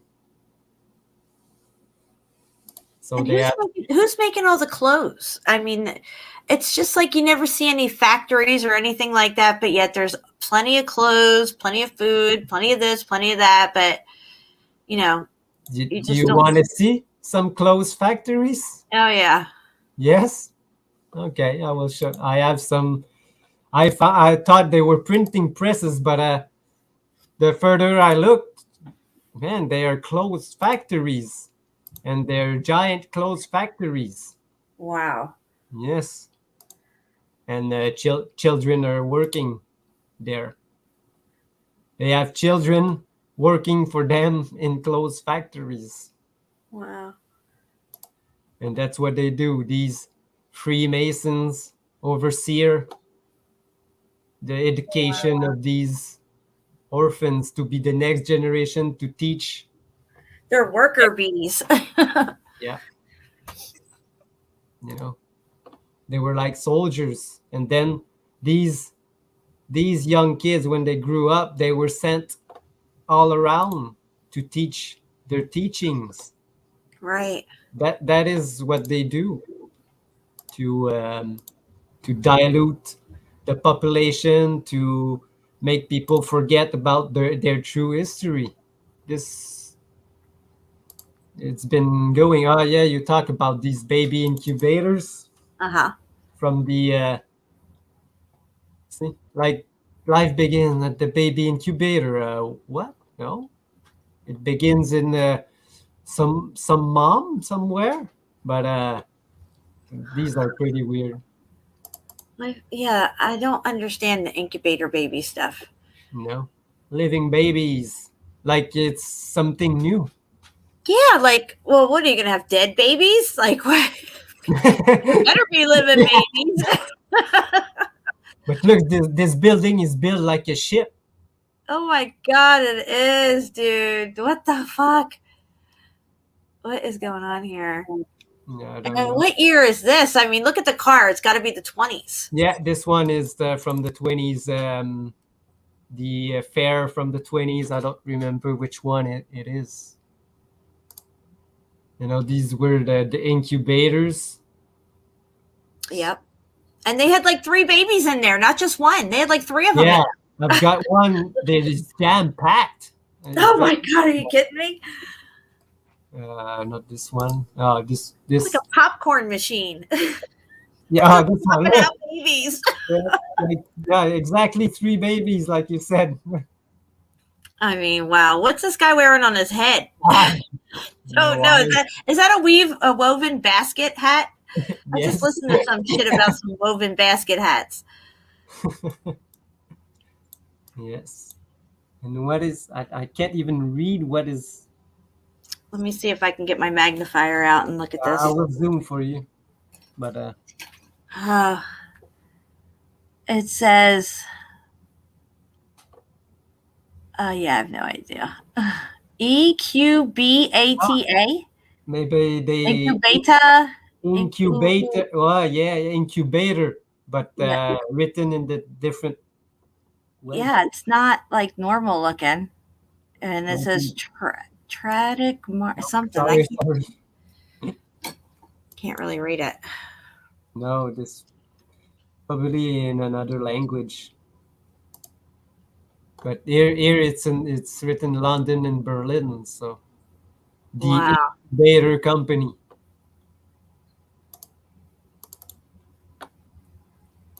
But they were showing babies in these. I don't even know why. If you, the only reason I can. Who's given birth to these? And these are all premature babies too, weren't they all preemies? I don't know. I think some of them were premature babies and stuff too, like a lot of them. Jerry Seinfeld says that his father was an incubator baby. He said it on an interview. Oh yeah, I heard it. Yeah. Oh, what's this? Massachusetts infant incubator with living infants and popcorn. It's just like one of their stores here, just along the side of this little thing here in the fair. Yep. Come buy a baby. And buy popcorn afterward. That's nuts. Are these disposable babies? Like after 6 weeks, you just get rid of it? I mean, what's going on here? I don't know. And they are everywhere, you know. Wonderful invention, infant incubators, live babies. Yeah. It's like they were growing them or something. Yeah. And Stefan pointing to me, maybe these people didn't have any babies, like before the X Factor or something. Maybe they could like choose, like I said, when they die, and they didn't need any babies, and they couldn't make them because they were sterile from an event or something. That could be. I mean, I'm just wondering where's all the extension cords for all these lights and who's making light bulbs? And where are they all getting plugged into? They're probably plugged into your Discord. Gosh. Yeah, either one. Yes. Look, what is under the sea? I'll be right back. I got to go let my cat in. Yeah, sure. I'll just show other depiction of babies being like sort of a show. Look, some babies. Look at that. Like they never seen what a baby is. It's just crazy, people, you know? I don't even know why they would need this type of things. But if they couldn't have any babies, this is what happened. And these are just pictures from different orphanages. This one is in Australia.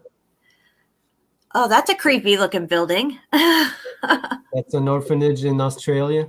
Wow. Why are there so many orphans? Yeah, like in Australia again, probably the British just told them, go make a new life. We're gonna pay for them or give them a nice home and nice place to work. So people just gave them their children away. But if they couldn't have children, I don't know. You know. Well, I mean, it would fill in a gap there of why there's all these kids and this next generation, these people, this whole generation that they're creating and filling their heads with a perception deception, never telling them about anything that happened before. Nope. They just taught them the new way. And the globe. This is when they started teaching the globe also, guys. This is when they had people starting to think that they were on a ball instead of the center of everything. Yeah. It always starts with the kids, and it's going to end with the kids as well, the children. Excuse me. Yes. And I want to show what they say about this one is called an orphan home. Wow. That's an orphan home, huh? Yeah. Yeah. Always have the nicest building for the orphans. How about some of these prisons that look like castles and stuff? Yeah, they're the same thing. Yeah. No, that's not a one. I wanted to show that they called I think it's higher. Yeah. Look, orphan asylum, you know. So they had orphan asylums. Yes. So these kids were going crazy for some reason, or they were not acclimating well to the new scenarios that they were putting forth and stuff. But I don't know if you I don't know if you can see the sign that is right here. What is it? It's see an iron cross. Is it really? I can't see it. Let me see if I get my magnifier out. It's to if I put it like you can see exactly the There's cross. An iron cross in there. That's interesting. Yeah.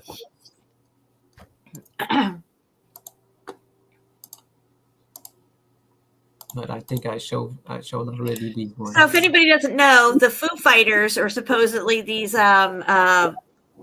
spaceships, or what they call flying saucers, that they encountered at the South Pole during a battle and during World War I and stuff, even World War II, had these iron crosses on them. And we were talking about how that the Germans, they say the Germans made these things, or they had some kind of advanced technology from people that were from Palladians or something like that. But these are actually the inner earth people and the people who are at the outer edges of our realm. And it's their technology. They're called Flugelrads. Yes. Yeah, and they had iron crosses on them, and we're talking about their one country called the Iron Republic. Oh yeah, they got all these iron things that we didn't got, like these big ships, you know. So that's why I believe that these ships came from probably these guys. But what I wanted to show, just in comparison, how they tampered with, again, just by history. Look, you can see that this picture, look, this is the same one. But look, you can see that there's a lot of differences that they added in the picture that they drew. Like I don't know if you can see here, this carriage. Right. There's nothing written, but if I go here, I see. An ad on top of it, you know. Wow. But look, in this one, you can see that there's an antenna, some tech on top. But if you go, it's not there anymore.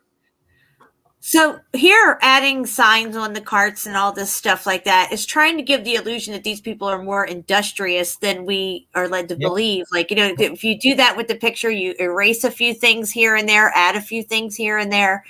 I mean, the people clearly do not match the buildings around them. No. Looks like on this one, looks like they like arrived. And, they're just arriving, yeah.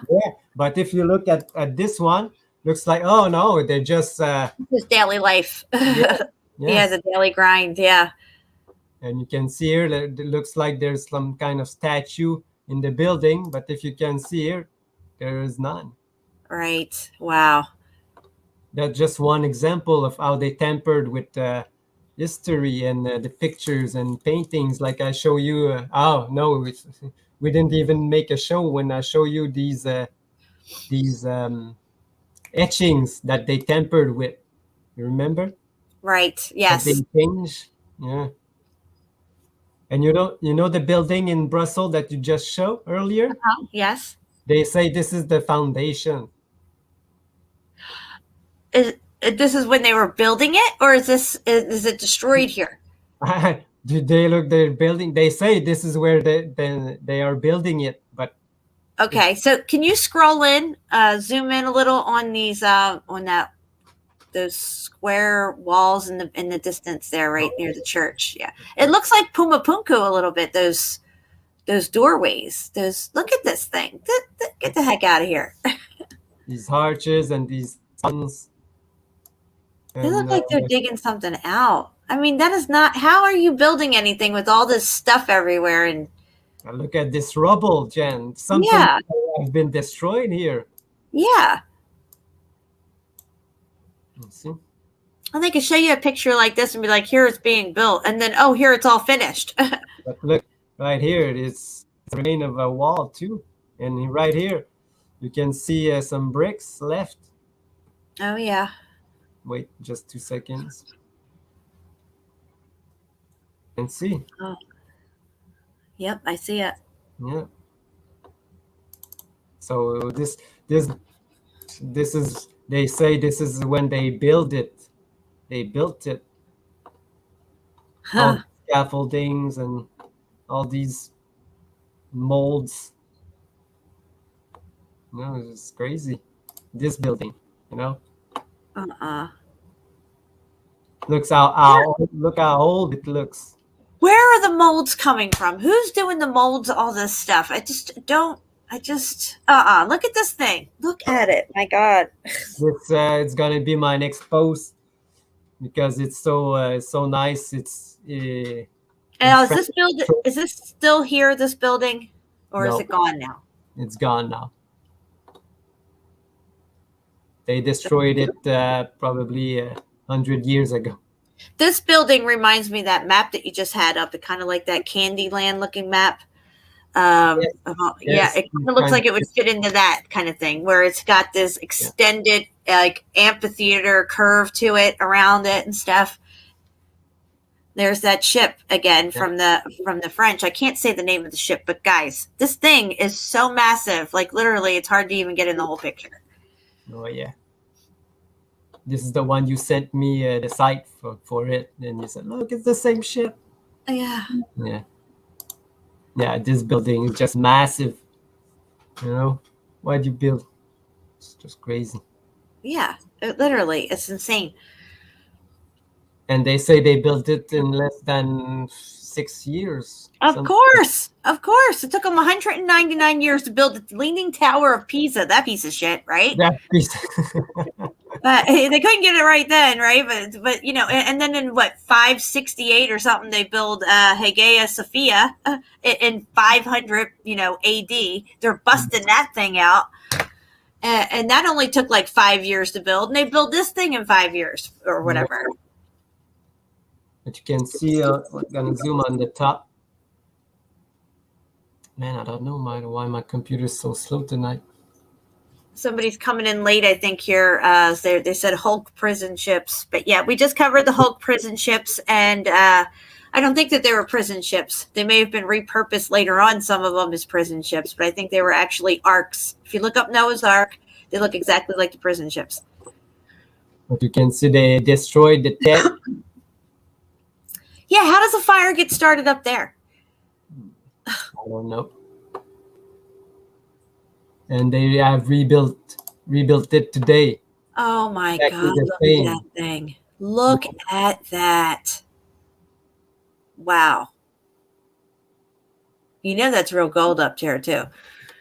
Yeah, and all these bronze statues. Wow. But they have rebuilt the same top. It's crazy. And again, this is the building closer to Trocadero in France. Wow. Look at And this. again, they say it was for the World Fair in Paris. You know what I see when I look at these World's Fairs and these types of buildings and stuff like that is that everything was for everybody. Nowadays, you'll find this opulent stuff where rich people are, or rich people own this kind of stuff. But it seems like the old world, this type of stuff was for everybody. Everybody was equal. You know what I mean? There was no, this opulence and pomp and prestige and stuff. It was more of like, and everybody, when you see them at these World's Fairs and stuff, whether these are actual photos of way life was back then, maybe, because everybody has this really mild manner to them. They're just kind of moseying around. You look at life today, or even in like the 30s and 40s and stuff, people are rushing around doing stuff everywhere. You know what I mean? Yeah. But when we look at these earlier photos, people are just moseying around, enjoying life, chatting, sitting on benches. You know what I mean? Yeah, they were. They didn't have to work like we work today. No, and all working together towards the prosperity and advancement. But today everybody's fighting, and this is what they have made with these. I think with these orphanages and things, they said it was to bring community together, but they made the opposite. You know, they have made some. Oh, look at that! So this is a colorized version. Is this building still there? No. It looks like the Colosseum in the middle part there. It kind of reminds me of the Colosseum with another building slapped on top of it. Yeah. But I've got one, the nicest picture of this place, all in color, and all these, they had waterfall falling from here, falling down. It's really like this one, but in color. Wow. And you can see the color of this. It's all red bricks. Oh, okay. Yeah. Everything's got red brick under these facades, guys. And a lot of the facades that you see, like in India and stuff, they tell you that these are carved temples, but actually it's a facade and under it is brick. Look at that. That's a component all day long. Go back to that picture. Look at that. Wow. That's beautiful. Yeah, it's all in Paris again. The work. When you look at Turkmenistan, the Ashtabab there in Turkmenistan, it's set up just like that. Everything's beautiful. People are just chilling. There's no like crazy world like we live in today. No, because they choose the people that can enter there. Yeah, it's a closed country, and nobody leaves. Why would you want to leave? But what I want to say. It's not a country that live under what we call the democracy, because living under the democracy doesn't mean that people get along together. It's all about fighting and differences, and mob rules. Yeah, and mob rule. I love how we pledge allegiance to the republic, but we have a democracy. Where's the republic? Nobody talks about that. Look. This is this is a building for the clothing, where it's called here vêtements. It's clothing. This is like what you call what you make clothes with, like not tissue, but linen clothing, and wires to make. But I told you I wanted to show you these factories, huh? Yes. I think I'll get to it. But look at these buildings. Oh wow! Yeah. Yeah, and they're all white too. I find that interesting how these are like white cities, Yeah. And we all got legends of these white cities everywhere. Or cities of gold. Oh, you'll hear all these Aztec cities of gold and cities of gold all over the place. And this was the golden age. A lot of this stuff was covered in gold and outlined in gold. I mean, you look at the Palace of Versailles, that's outlined in gold everywhere. Yeah. Even their front gates are gold. Oh, yes. In all gold inside. This is Venice right here. You see the griffins on the pillars. I did a whole thing on Venice. I called it Venice Tartar a long time ago on my old channel. Yes. And there's griffins all over Venice. Oh, yes. And look at this old building. Yeah, Venice, it's a crazy city. Oh, yeah. It's got a lot of old world stuff there. Look at this deck. Wow. Wow. And this one is in Venice, actually. And this what we were talking about, the roofs. Now they all have like these wooden roof with these shingles on top. But before they were probably all copper roofs, just like the mountains. Yeah. So they could produce even energy, and they were connected with the bricks. Yep. Bricks are supercapacitors, guys. Yep. They store energy. Yeah. And with copper roofs, you can produce enough energy to power all the building. Also in Islamabad, in Turkmenistan, their city is all white. All their buildings are white and white marble. They even drive white cars. They all have to drive white cars. These guys are crazy. But it's for a purpose, I guess. Yes. I think the whitewashing or the white somehow maybe is an insulator. Ah, yeah, it could be. Look at this. These people don't match what's going on here with these buildings. I mean, what is this? Oh. Crazy fairs from the ancient times. Yeah. France again, this Trocadero building. That thing is insane. But the picture... crappy little fence out front. It's like, what's that? Little wooden fence. These stairs too. Oh, my God. Oh, yeah. And there's the Catholic Church. You know, all repurposed buildings. Yep. Again, this one is, I don't know where. The Freemasons got all their Freemasonry. Oh, yes. And they took their buildings and teach the children. What's that? Go back. This What one? was that? What are these things? What are these tall things sticking up? Are we in Bologna? Are they columns? They say they're chimneys. What? Yeah. Get the fuck out of here. Can we zoom in on these chimneys? Yes.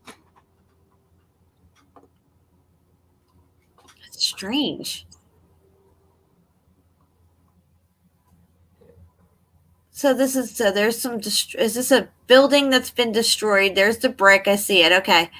I gotcha. All right. Well, the fire did that, Jen. You know, again, I'd like to point out with all these fires, because I watched a video recently. They showed destruction in like Hiroshima or something, some building that destroyed there, and it looks identical to the fire destruction in Chicago and stuff. But you don't see anything burnt. It just all looks like it got blasted, but it didn't get burnt. Like if there's a fire, it would be scorching and soot everywhere on stuff. You know what I mean? Yes, for sure. And you just talk about this Leaning Tower of Pisa. Oh, there it is.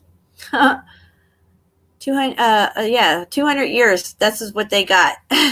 But I don't think these buildings are there anymore. No. This one there. This one. What about all these? Yeah. There's like 3 of them around the Tower of Pisa, and that's it. The rest are all gone. I know that this one is still there. I can see that. But what an amazing etching this one is. Yes, it is. Again, these etchings are not easy to do either. When you look at what they had to do for these etchings, they had to they had to carve into this like metal roll thing of depictions and then roll it onto this paper. Yes. It wasn't easy. It was very time consuming, and it's all in reverse too. Once you Yes. And draw it out and put it on the paper, it comes out reverse. Yeah.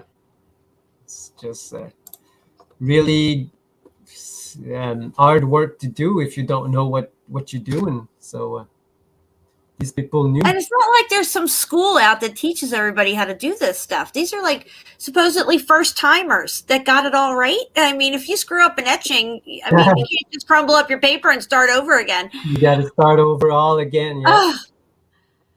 Yes. Wow. That's incredible. This building is unbelievable. This is the other side of it. Wow. Yeah, and they all got these carriages. This one's a nice one from the Paris. What it looks This looks like that map. This looks like something straight from that map we were looking at. Oh yes, yes. Yes. Look at the air balloons. Yeah. They had to do it like this to make these wonderful etchings and pictures. But Yeah. this is strange. I didn't see it. There's like a remain of a an old melted building. Oh, why did they have that there? Why would they put that there? That's crazy. That's crazy. And look at the other one. Go back, go right there. Look at the arches. Like it's a melted building with trees on top with the arches there. Yes.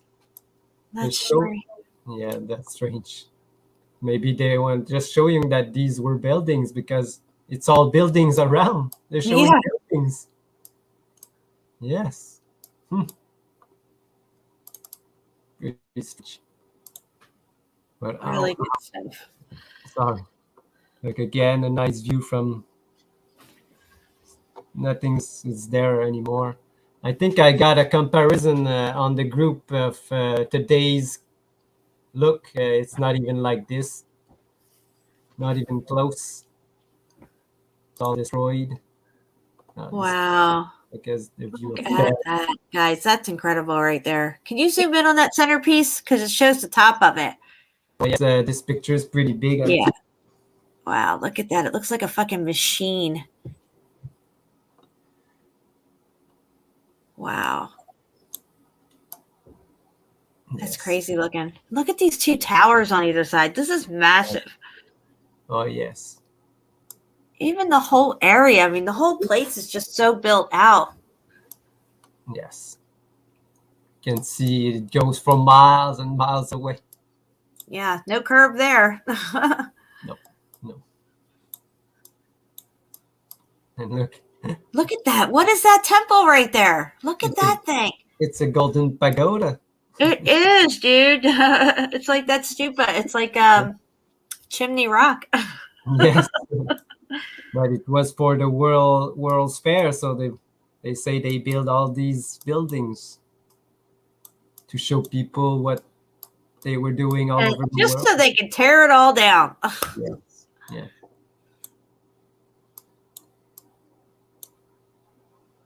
Yeah.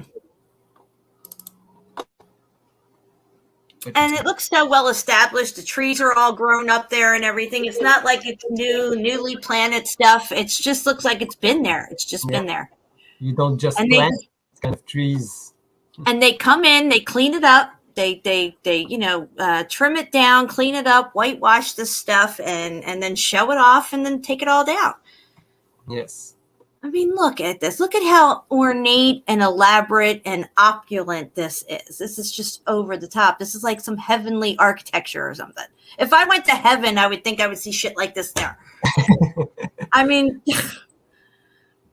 yes.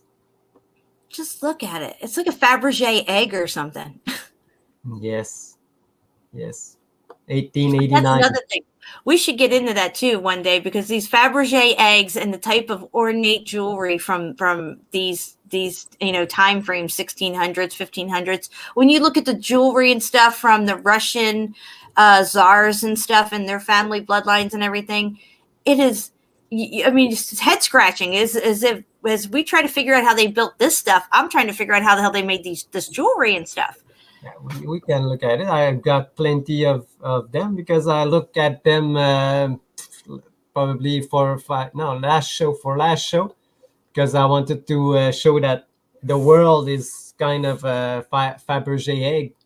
Right. Yes, you did the last time.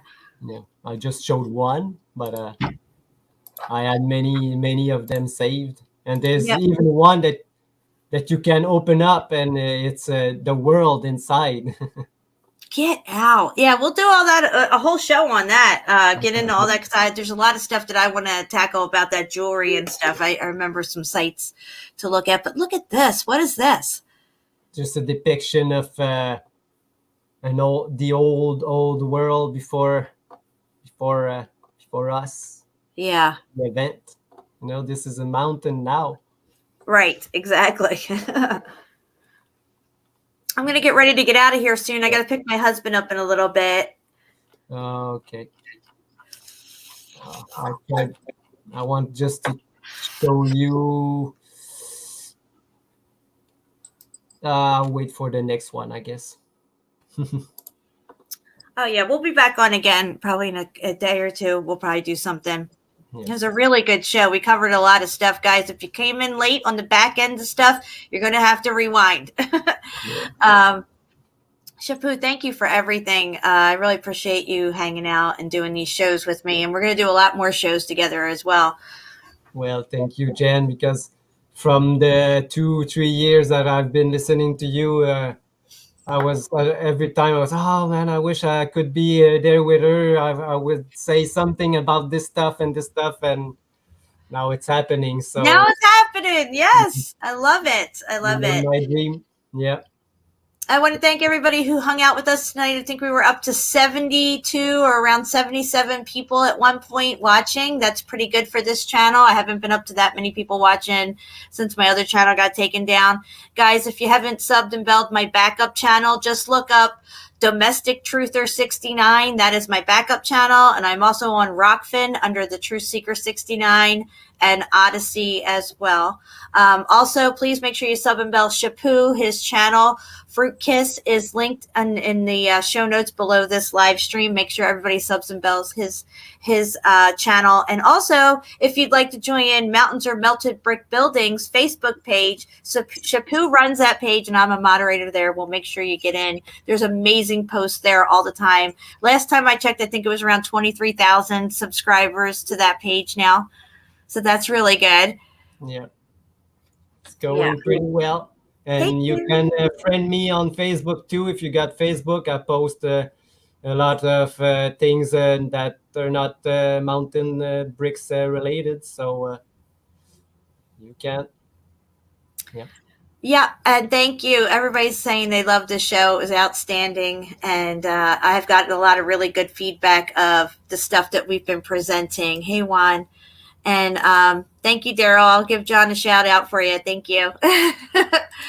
Let it not be said that we stood by and did nothing. And we are going to go out with a song tonight. I just got to get one ready to go here.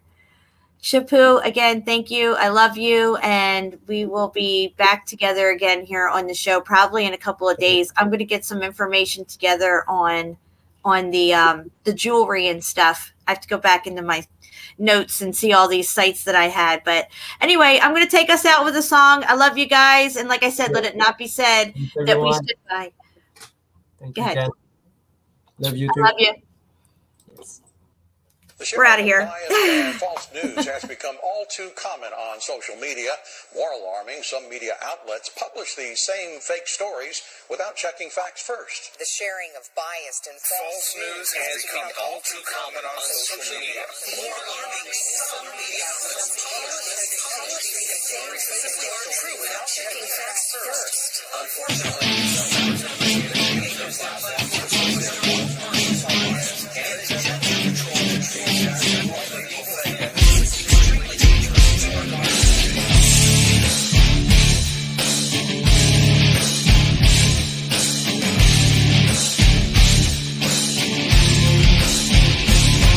Because of you, we're in this mess.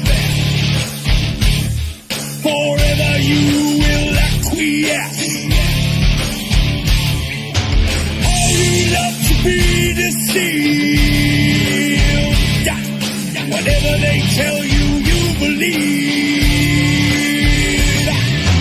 Dead of sight, dead of mind, news believer, you are blind.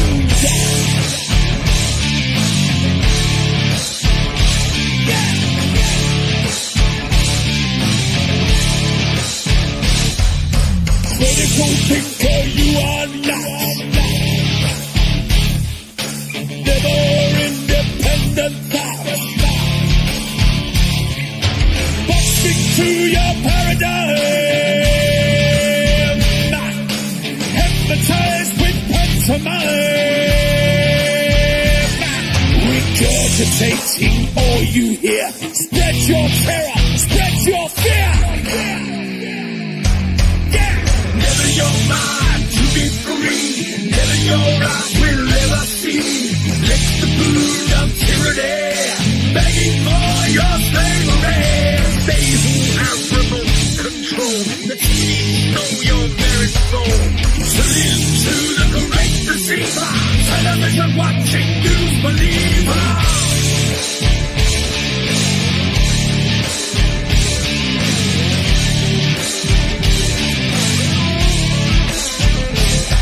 Inject your poison where your mouth. All they have to do is ask. Never questioning authority. Blindly following like sheep. Yes sir, no sir, free backs fool. You television watching fool. Never your mind to be free. Never your eyes will ever see. Lick the boot of tyranny, begging for your slavery. They who have remote control, the cheat know your very soul. Salute to the great deceiver, television watching news believer.